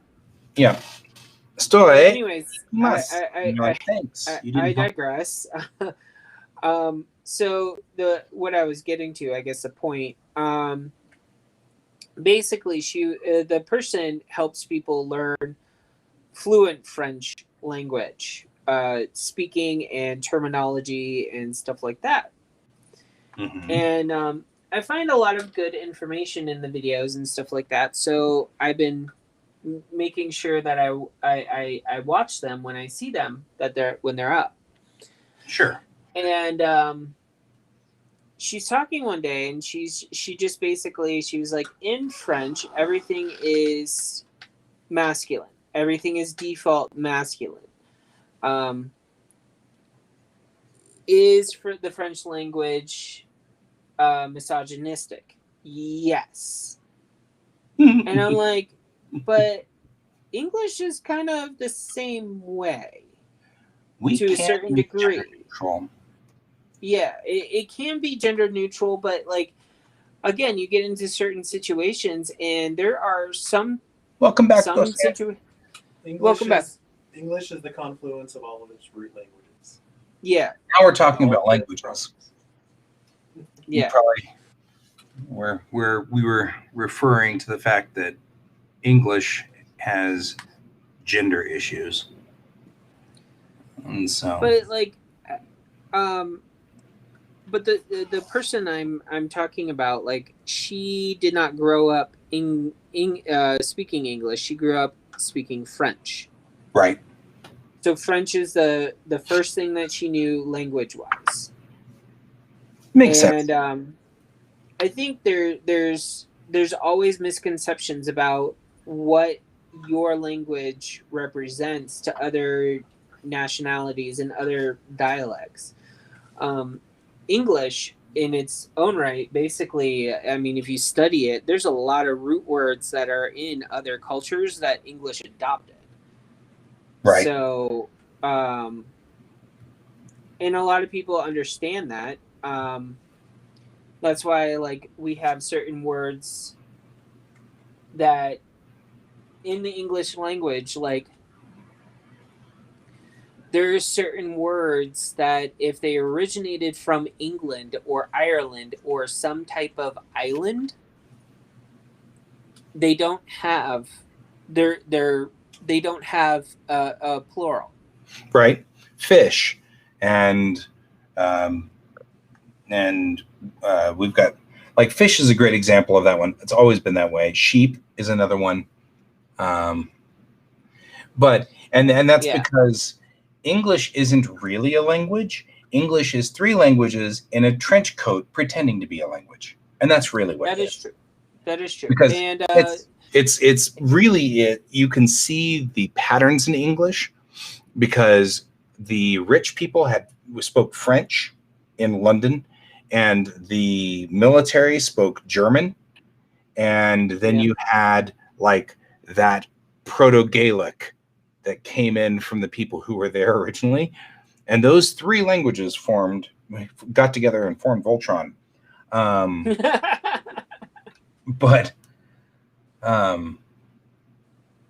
yeah, I feel like Portuguese is one of those that has a lot of rules, like Portuguese coming from a Spanish line, and the Spanish line has Spanish and Mexican both have a lot of rules. And then those also come from the German line. And the German, I mean, you have to know what gender your table is in German. And it's like, oh man. I mean, it becomes brutal. Like it's a thing that's really weird. But that comes from a long time ago. Those Germanic languages and the Proto-Latin languages, those are, it's fascinating to me. I was having the same discussion. Now I'm starting to work on Korean. Mm-hmm. And Korean is a Chinese-based language coming from the Mongolian root, just like Japanese. Yeah. So it's easy for me to kind of get into it because I've already learned Japanese. So it's not hard for me to move back to the Mongolian root and come back down for Korean and Hangul. And so I find that fascinating too. But I also like Hangul has the characters in Hangul come from Chinese, but I'm trying to see its path, where it's coming from. How did we get to where they were? I know how Japanese got all what of do you it. mean you're losing me here? Well, like Hangul has a phonetic alphabet and Chinese has an ideographic alphabet. So,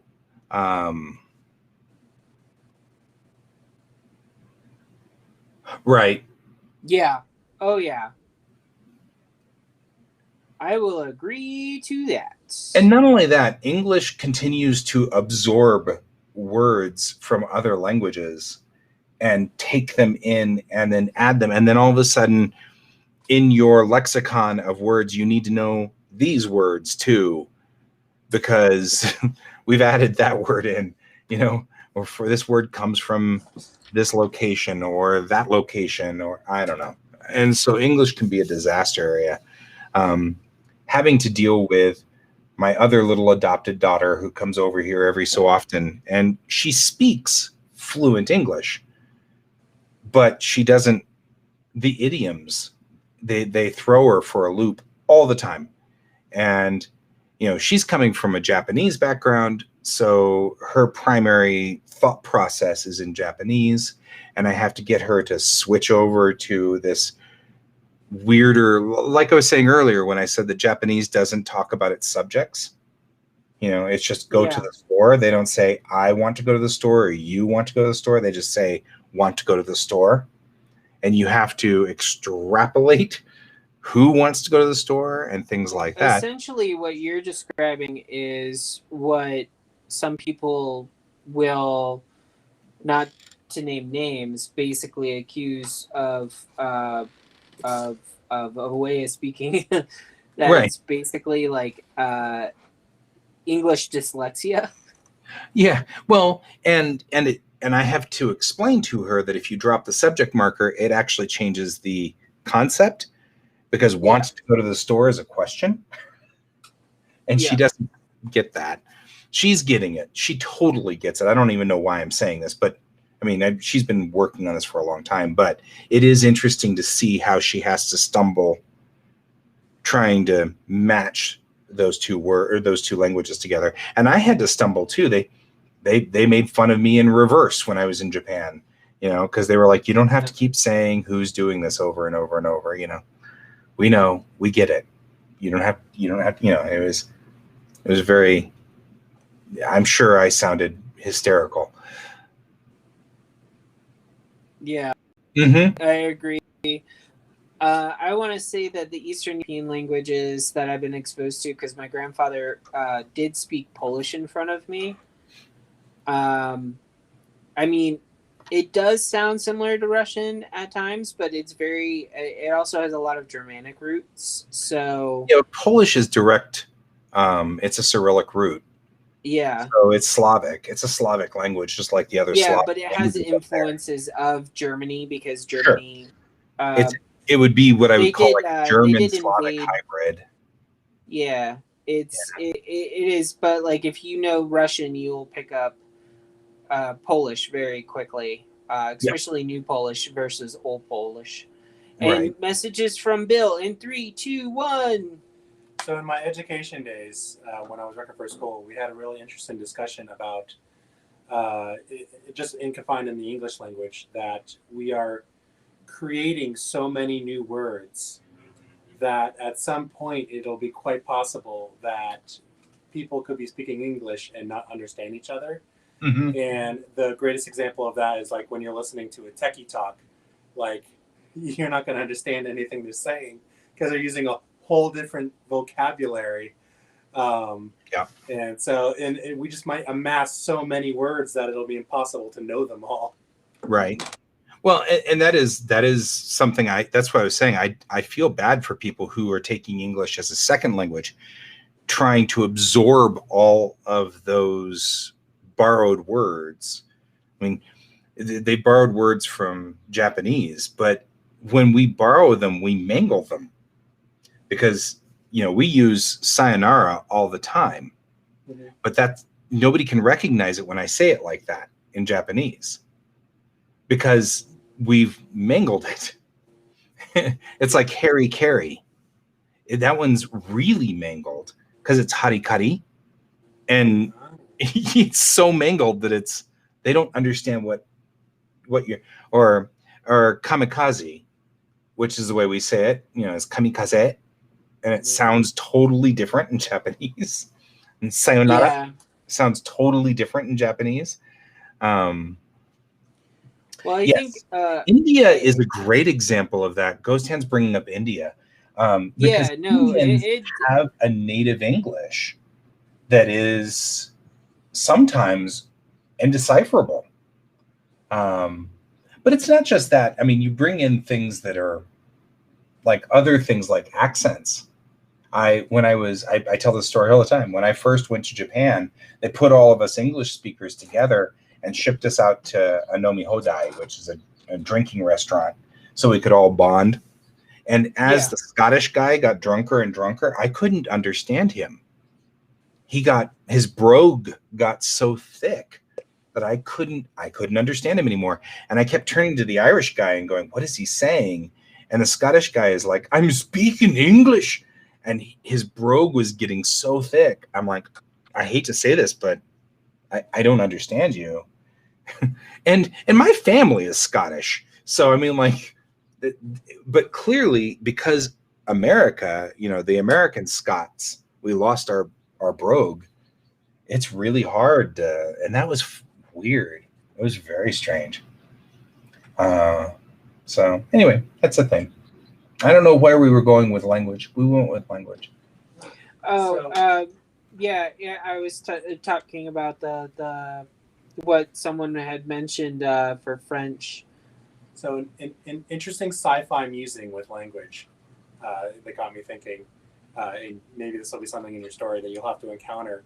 So we were talking about how we drop pronouns and various things in our language because we can follow along in the conversation based on context. Well, that has to be at some part due to our level of intelligence.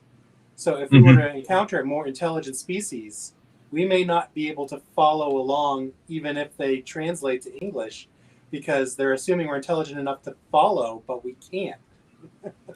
We see that a lot with like autistic kids. Yeah. Because the autistic kids have a super high IQ, but their social skills are messed up.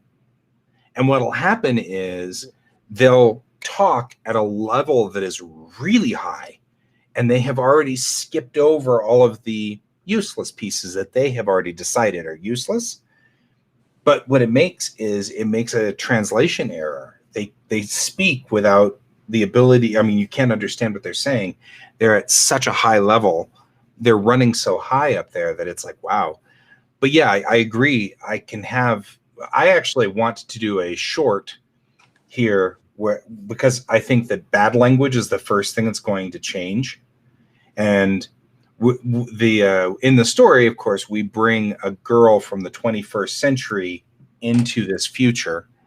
And once the universal translator is synchronized, it's going to be funny because I wanted to do a scene where, you know, they were like, you know, you just said this bad word. And the other person's like, no, I didn't. I said this bad word. See, you just said it again. No, I didn't, you know, because it's, you know, of course, the translator is going to be going back and forth between this bad word where they'll be translating it back and forth. I say the bad word, but we try to keep this show PG-13.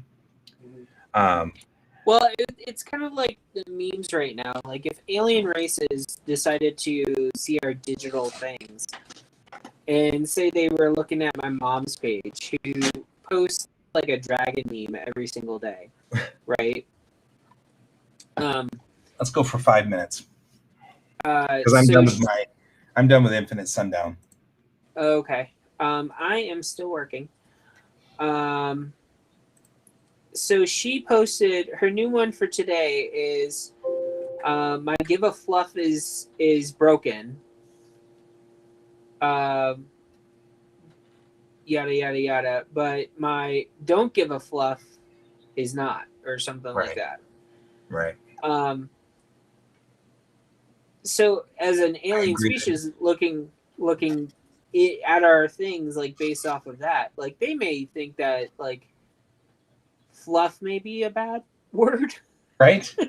you know, like they don't know. Yeah. Right. That's exactly right. In Yeah. Savage Curtain, Star Trek episode, Abraham Lincoln comes aboard and is using language that's outdated on Uhura, and that's absolutely correct. But the one that's most fascinating to me is Darmok from Next Gen, where they're talking effectively in memes, but since our heroes don't know what those memes are, they can't understand them. Okay, so I need to change its size so that we can post it, because if I don't change the canvas size here, I need to be at 6600 by 5280. That's where we need to be. So I am changing the aspect ratio because apparently Instagram wigs out about things that are not